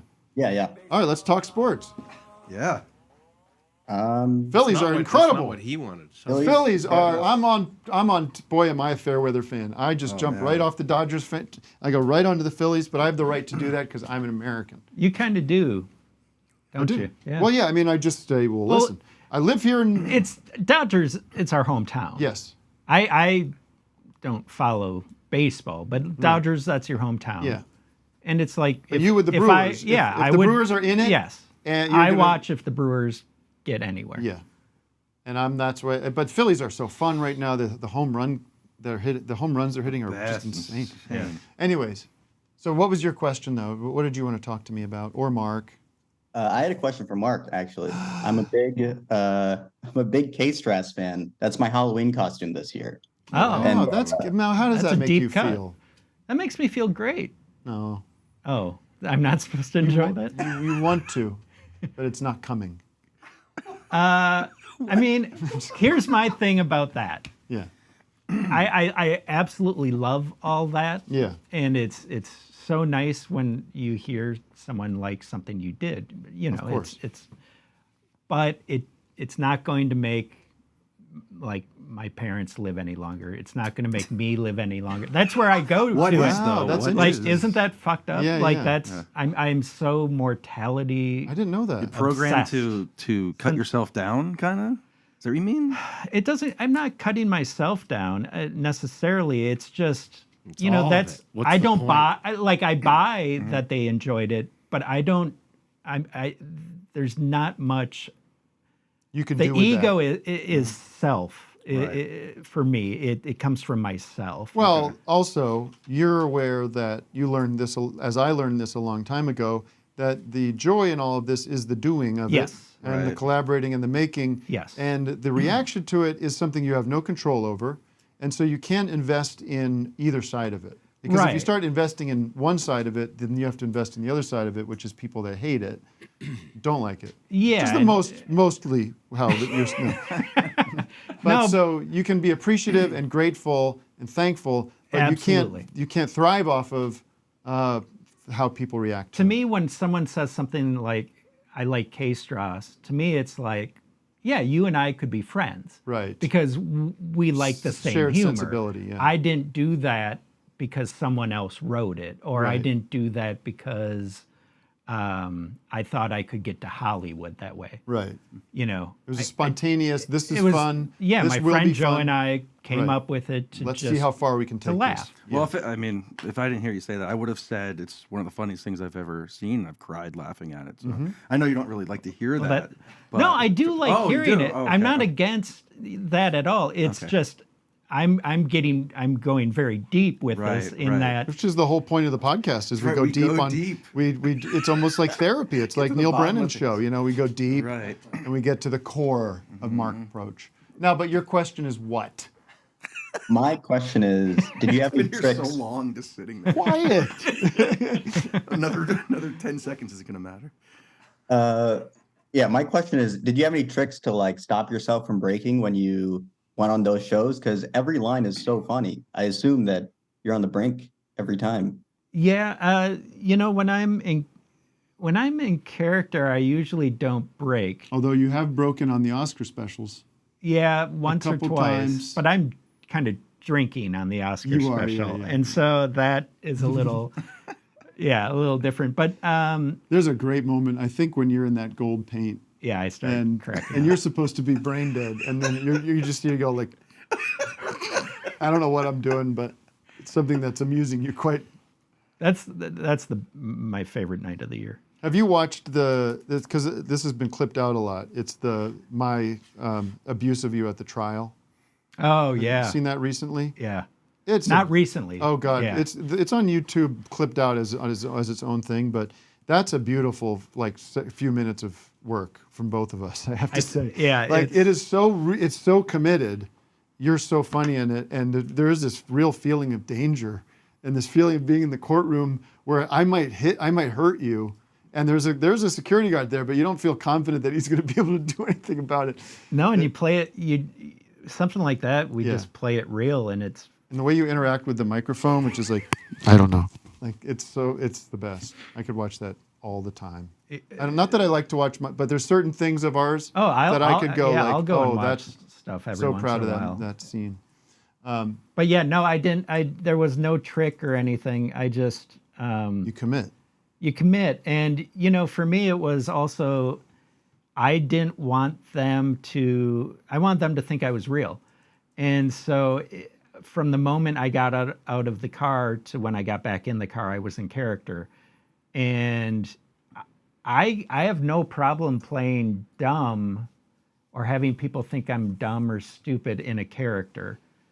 because it's a character. And so if I were to crack, then they would think I was an idiot for doing this type thing. I don't know if that quite makes sense, but I think you just are, you're so committed to doing it, it would, you're not thinking about it as even a funny piece. Not in the moment, no. Yeah. And I think something I noticed recently about doing the Oscar specials is it's definitely not as funny on the stage than it is when you're watching it. Like, there's funny things that definitely happen, but there's a dead air in that studio when we're doing that Oscar special. I think you're so tuned in, though. Yeah, maybe. To me, it's... But it's like when you watch it later and you see them dissolving in the images, like we're not Yeah, hearing, we don't see the editing. We don't see the editing, and the editing does a lot of the joke telling. But we are very stressed out. Very stressed out. You are. Yeah. I'm not. I come in. I get to come in and just goof around with my friends. Yeah.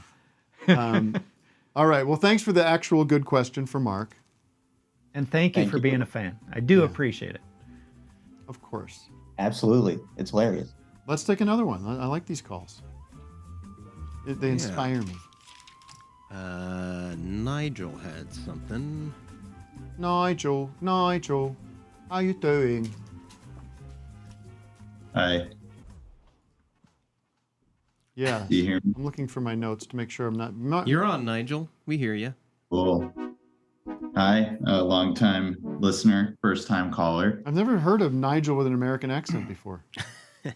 No. Nigel Goodrich? Yeah, he's nice. British. British, Yeah, he's British. No. There's no American. It's Nigel, nice. Who are you named after, Nigel?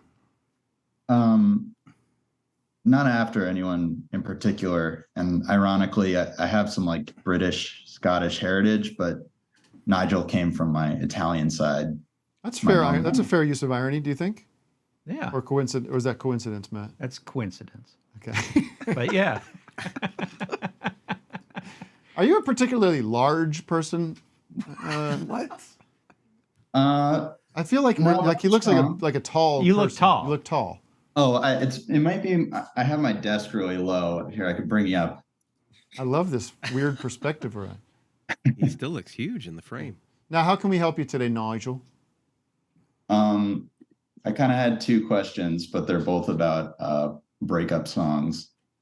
One, I noticed recently, I don't know if you've always been saying this, but I've been noticing you say all the best. Yes. Pretty often. Is that a reference to the John Prine song? No, it's just a turn of phrase. I think my dad and grandfather would always end calls with that. This is how my dad would end almost every phone call. Okay, all right. Yep, all right, all the best. Right? Really? Yep, he was quick like that? Yeah. Yep. All right, all the best. Is his attention span short, kind of like yours? Uh-oh. No, I that's not a dig. You're just on to the next thing. Yes, and that's how you get stuff done. That's true. Yes, I don't want to wallow in anything. Attention span All of right. patience. Yeah, but my grandfather's... when we're done with lunch, Greg and I will stand talking, and then I'm like, you're out. Come on, that's it. We just did 2 hours sitting down talking. That definitely comes from the Heidecker side of the family. Gotcha. My grandfather would always be jiggling his keys. Really? And he'd come over for a visit. It'd be like, after an hour, all right. I can be that way. Yeah. Like, what are you getting onto? Like, what is the next thing you're getting onto? Is usually nothing. Yeah, I get that. But the jiggling of the keys is a Freudian thing, like meaning like you want to go home and open up your keys. Open up the door. That's really what that is. Yeah. Oh, yeah. It's actually quite literal. It's like you actually jiggle these it. These are my keys. Yeah. All right. What was this, Nigel? What was the second question? I've addressed your first question fully. Okay, so all the best is sort of in my breakup playlist at the moment, but so that's John Prine. I should know that song, All the Best. I can't place it. Hang on a second. Could I ask, are you doing breakup mixes for a reason? My wife left me. Oh no. Last spring. Oh, no. Hey, we can't have any more divorcees as audience members. It bums me out, man. Sorry, no, man. I'm sorry. And Mark's going through something similar. No, I'm not. But Tim, I'm sorry to hear that, friend. That album in general, but particularly the song.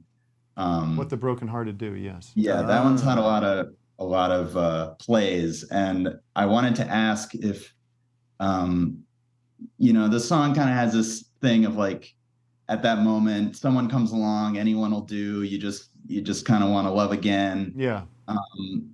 Was that like a good thing or a bad thing? Like something I should avoid or lean into, embrace?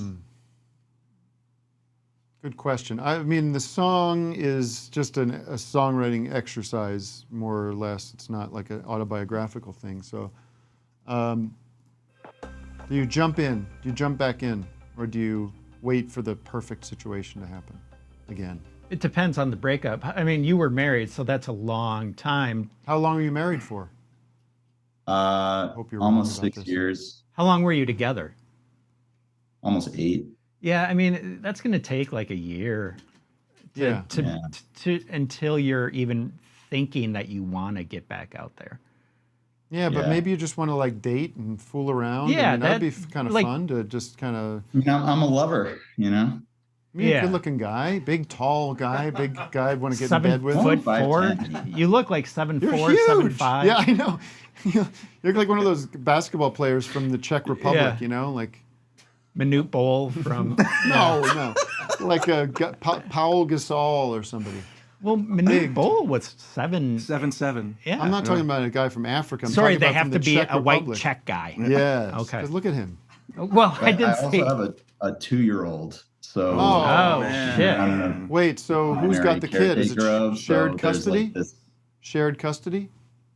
I mean, custody, yes, but the time spent is pretty lopsided towards me. Interesting. Which I'm happy for, but I it's want to know like more. I mean, I don't want to pry, but this I wife wanna of yours be with, seems like but she's then going also- through something. Huh? Is this ex-wife of yours kind of going through something here? Oh, I don't know. I mean, you don't want to get into it. I won't. Yeah, I don't know, but it was not. It's not expected. I think the answer for you is there is no correct answer. I mean, it's unfortunately you just have to go through it, and it's time that's going to fix it, and that sucks because there's nothing you can do about that. But you might bump into somebody at the coffee shop that feels right and is what you're looking for, and that could be the right way to go. I don't think you should rule that situation out. Yeah. Do want to see your balls get drained at some point this year, though, and it's I have already no interest November. in that. No, I think you should, Mark. No, I don't. God. You should. You want a good. It's almost November. You want man. a good breakup album? Time Lord by Momus. Never heard of those two. I don't know Momus. His name in a long time. Momus is great. Time Lord is a very good breakup album. I used to listen to that, or any Leonard Cohen. Really. Wait, that's Leonard Cohen? No. Well, you just said Momus. I know. I moved on. Or any, like you made it sound like, or any Leonard Cohen, as if he was a part of Momus. No, he was not. He's not in Momus? I'm thinking of albums from when I was single. Who would have ever left you? I would have been, if I was a good lady, I'd be with you no matter what. There's no getting rid of you. It's really Thank you. That's very nice. What motherfuckers out there breaking up with my friend Mark? Fuck you. That sucks. I don't believe that, by the way, I don't believe that person exists because it's too hard to believe. Thank you. No one's leaving my little Mark. I miss you. Listen, we love you. We have your back. We're sorry you're going to. Yeah, that does suck. And I'm trying to keep it light. But I would recommend leaning on your friends, and I think you're doing right with the music. That's a good healing. Music is healing. Yes, it is. Get some good headphones. Get some good like not Get in listening there. to music like I have this way in a long time. That's a good Forever thing, man. before, really. That's good. Are we at least making you laugh? Oh yeah. I mean, I'm out of crisis mode. So Oh, good. That's good. How long has this been? You said, I forget. Kind of all came about like late March, Okay, so you got, the summer was tough. Like been through a season or more. Rough summer. Back on my feet, but Back on my feet again. I'll be back on my feet again. I put a link in the chat for a live performance of that John Prine song. That's nice. Has a nice little prelude. I do know the song. I don't think I don't know the song. Wait, you think I don't know the song? No, I'm just. I know listening. the song. It's John Prine. Yes. It's All the Best. Yes. Insufferable. All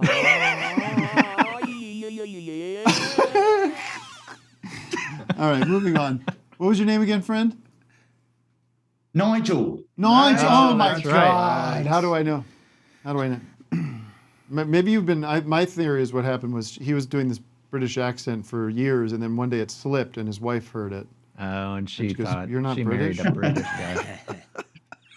All right. All right. You gonna give him? You Bye-bye. gonna wish him all the best? Thanks all. Hey, Nigel, all the best. Yeah, there we go. All the best.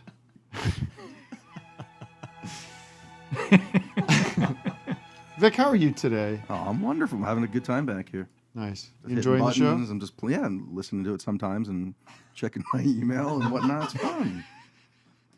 Larry Charles. It was That fun was to have cool. Larry That was Charles really was cool. great. That was cool. Did we get canceled from our political talk? I thought that was pretty. No, nothing there. You can talk. Say what I want. You can Bill talk. Maher's out there. He didn't get arrested yet. You know, we're fine. The woke law Arrested. hasn't lynched him. Matt, what do you want to do here? We got 5 minutes left. I don't want. Take some more calls. Do like a fast thing. Rapid Oh yeah, fire. rapid fire. It's like a hothead caller. Do a hothead. Five in a row. You know what? Just like there's nobody on. Nobody's the on. No there. one's calling. You don't go to it enough. Yeah, You people can do don't that. get Dejected. Yeah. All right, Danny had sound problems before. We're going to give you one more shot. Oh, Danny boy. Speak up, Danny. Oh, are you just messing with us? Now he shut his camera off. All right, John and Milo. Man and dog. Dog and man. Hello. Can you hear me? Yes. Hi. How are you? Well, that's working out. I am fantastic. How can we help you? And so can we do like a Loom deodorant presents the Air Fryers Club roast of W.C. Fields next time? Yep. Absolutely. You guys are awesome. And I'll bring chicken from Reilly. A roast of W.C. Fields. Oh, that'd be really funny. Please. That's what we should do Neil next season. Hamburger and Oscar everyone else. special. That's Roasted, really funny. and then just make it very abusive. Of course. Start beating the shit out of you. All right. Anyway, you guys are awesome. Thank you. Thank you. Thank All you. the best. We love dog owners more than anybody. You have a lot of dogs. How many dogs do you have now? 8, 9 dogs? One cat. Oh, that's right. So no, none. Love your dogs, don't you? I think there's not a lot of evidence of our friendship. I have no memory of seeing a movie with you. We also have a lot of dogs, and they're great dogs, and we Charlie, cherish let's them. keep these good A lot of questions people going. say, "Oh, Charlie you has should a get question a dog." for Why? Mark. How would I look walking a Question dog for in the Mark. White House? Mark, Hi, Charlie. What is Trump on about now? He's talking about dogs. How silly it would be for him to walk a dog? Yeah. We also have a lot of dogs, and they're great dogs, and we cherish them. You do love your dogs, don't you? Mark, Yes, Charlie. Mark, do you think that you've been typecasted? Interesting question. By choice, if anything. I think after Shadows is done, I'll keep doing the exact same thing because I really like it. It's what makes me laugh. I'm not looking to, I'm not looking And what to, would that even look like? What would it be? Like a very confident, like if they were like, here's a part for you, Mark. You are a very confident CEO of a tech startup company. And you'd be like, that's not right. Well, I would be bored. I wouldn't do it because it would bore me. I'm very picky on what I've done. Yeah, you are. That's not judgment at all. I'm No, just saying, I just, and if I'm not going to find anything enjoyable about it, I'd rather just stay home, watch TV. I think your fans adore you, and one thing that jumps out is the bit you did in Portlandia where you played Carrie's boyfriend who was an accountant. So she was like tired of dating musicians, so she dated you. It was new and exciting. And you played a boring accountant and would So this is, but you obviously your fans adore you, and I think you should continue to stay in that little niche that you love so much. Listen, it's a great question, and I do, you do worry about that. I've played relatively dumb people since I've come to Hollywood, but that's truly what I was doing in college to make my friends laugh, even, or high school. It's a good question, and who knows? 5 years from now, I may have a completely different answer. Yeah. And when you say you watch TV at home, you're also watching you watch short films on your laptop too, right? Would you say? I mean, yeah. If there's old, like erotic Harold Lloyd, we talked about, erotic short films. Huh? Erotic short films. You're familiar with the genre? Well, no. I mean, it's not okay.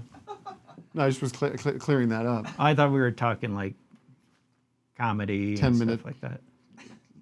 Scenes between people making love. I see. You've seen those. No, I said I see. I get it. I get what you're saying. I wasn't sure. All right, let's take. It is noon and I'm starving, but let's have one more call. All right, wave your arms around. You have a good one for Mark or otherwise? I'm gonna go upstairs and eat my own shit. That's how hungry I am. Because I didn't flush. You'll get very sick. Yeah, I saw that. You're gonna get very sick. I don't feel like. Have you ever done cooking. that before? I've never done it before. Yeah, but don't do I'm it. so hungry. I know, but just eat food. Baron. It can't be all waste. Howdy. Sorry. Think about it. It literally quite is. Yeah. Really? Yeah. Contemplate. Yes, sir. How can we help? Hey, how's it going? Way to go on the show in Oklahoma City. It was really fun. The music set was great. Oh, that was our last show, Vic. yes, the final show of the tour was a great show. My dad was there. Oh, nice. And we ended on a high note. Literally, we played the high note. Yeah. Literally did play the high note, yeah. I had a question. That's a for funny Mark. joke we could do in the set. We go, ladies and gentlemen, we're happy to be here. We do want to end on a high note. And then leave. They think you're going to do another song. Has anyone ever done that? That's cute. You heard it here first. Well, I know that Colin Robinson was obviously involved in some local politics up north in Staten Island, and between Vivek and Nikki Haley and all the other, weirdos in that Republican primary. I'm curious who you think Colin would end up voting for in New York. He would definitely go far right because that'll induce the biggest amount of anger and outcry and energy spent. I think that Vivek, is it Vivek? Yeah. Guy? I watched two of those debates. And that guy's a lunatic. Yeah, all energy. Speaking of energy, it's all energy. It's all energy. It's just energy and razzmatazz. I think I would go for him. But you feel like, your vibe or persona almost lines with Mike Pence a little more. Just that kind of dead energy. Yeah, his energy though is kind of something happened in his youth. Definitely. Something happened. His asshole is tight for sort of protective reasons. Yeah, and I think it's something happened to him either mentally or physically that he can't be a normal. Didn't have access to oxygen for too long of a period of time. Yeah. I don't know. Something happened. That's what Trump's going to start saying. This Mike Pence, I happen to know, he was didn't exactly get enough oxygen when he was a younger baby, and the tubes were tied around his neck. I don't know. Something is up. I like Trump's cursing now all the time. Mm-hmm. You see these videos of him. It's bullshit. Oh, these fucking people, he's dropping fucking his shit. Shameless populist. Yeah. Trying to be a normal human. You should get a bunch of him, all his cursing. Not that I care. Is he dropping the F word for real? He did. Yeah, he did. He dropped it. It's fucking crazy. If you hear him on Stern from years ago. Sure. I don't mind these politicians speaking like regular people. No, I do a little. You do? Bit. I think You want them? You want to? I want hold them to a higher standard. I do. I do. I think so. I agree. Yes, it shouldn't just be all potty mouth. No, and I think, you know, whether it's true or not, people look up to the presidency throughout the world. Yes. Well, I think, I mean, maybe there's a difference between like a rally, which can be a little looser, than if it's him at the Oval Office or talking to other statesmen. If you're at a rally, maybe there's a little room for this goddamn energy crisis. Like, I don't mind a little bit of that. I don't mind. PG-13. Yeah. Listen, you know, I swear quite. Oh, you're like a profusely, sailor. but- Mark's like a sailor, folks. But He's funny, too. He's funny with his swearing. He's like Eddie Murphy. All right, let's call it a day. I'm done. I'm wiped. Have you ever wiped another man, like, or your wife, or have you ever had to wipe anybody? You can just. All right. I have Let's never end on wiped that. anyone other than myself. Really? All right. Interesting. I like when Vic comes in on the gaslighting. You never wiped anybody? No. What? All right. Maybe when I babysat. Aha! Really? How old were they? When was the last time you babysat? 2, 3, a couple weeks ago. All right, folks. Thanks for joining us on Office Hours. As always, we're available everywhere online. And now we're going to be, our show's available, the show's now available at your public library. Just ask your... Oh, really? Wednesday next week. Ask the, excuse me, ask the librarian for assistance. They would like to receive the latest episode of Office Hours with Larry Charles and Mark Proksch. And they'll supply that for you for a 2-week rental. And yes, we're on Wednesday next week. Wednesday, Halloween special. Halloween special. And Mark will be back. That's hopefully one day soon. Thanks for having me, guys. Thanks, Mark. Love you.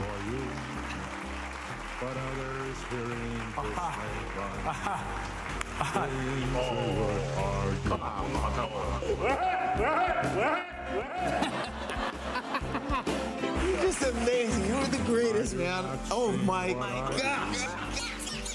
I only give them facts if they believe quite otherwise. It still will have him.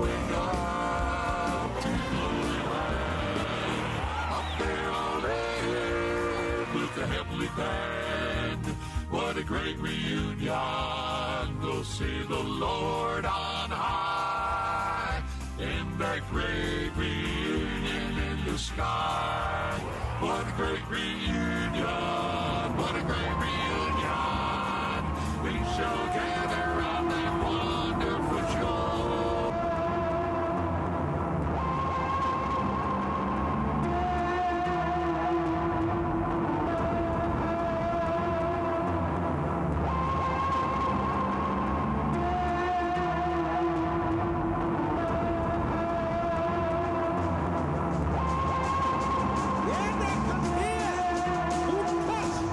Ja, gut. Ich sing meinen Song, wenn du hast den Gone. Wenn tanzen den Twist, bist du mit der Band. Fix it. Der Twist beginnt. Der macht uns ganz crazy. Yeah, der Twist beginnt. Endlich ist er hier. Come on, der Twist beginnt. Turn it up. Komm, sei nicht so lazy. Ja, der Twist beginnt. Tanz den Twist mit mir. Jumpy Checker Psycho.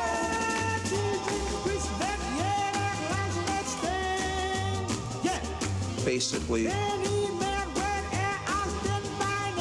thought we had shot our load.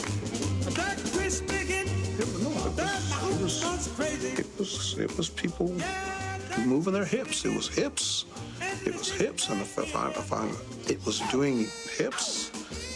I don't even want to hear it. Don't even want to hear it because I know it's another one of those dirty records, you know. This very suggestive movement. Tutti Frutti All Rudy. Was fliegt darum? Ist es ein Vogel? Ist es ein Flugzeug? Ist es ein Twister?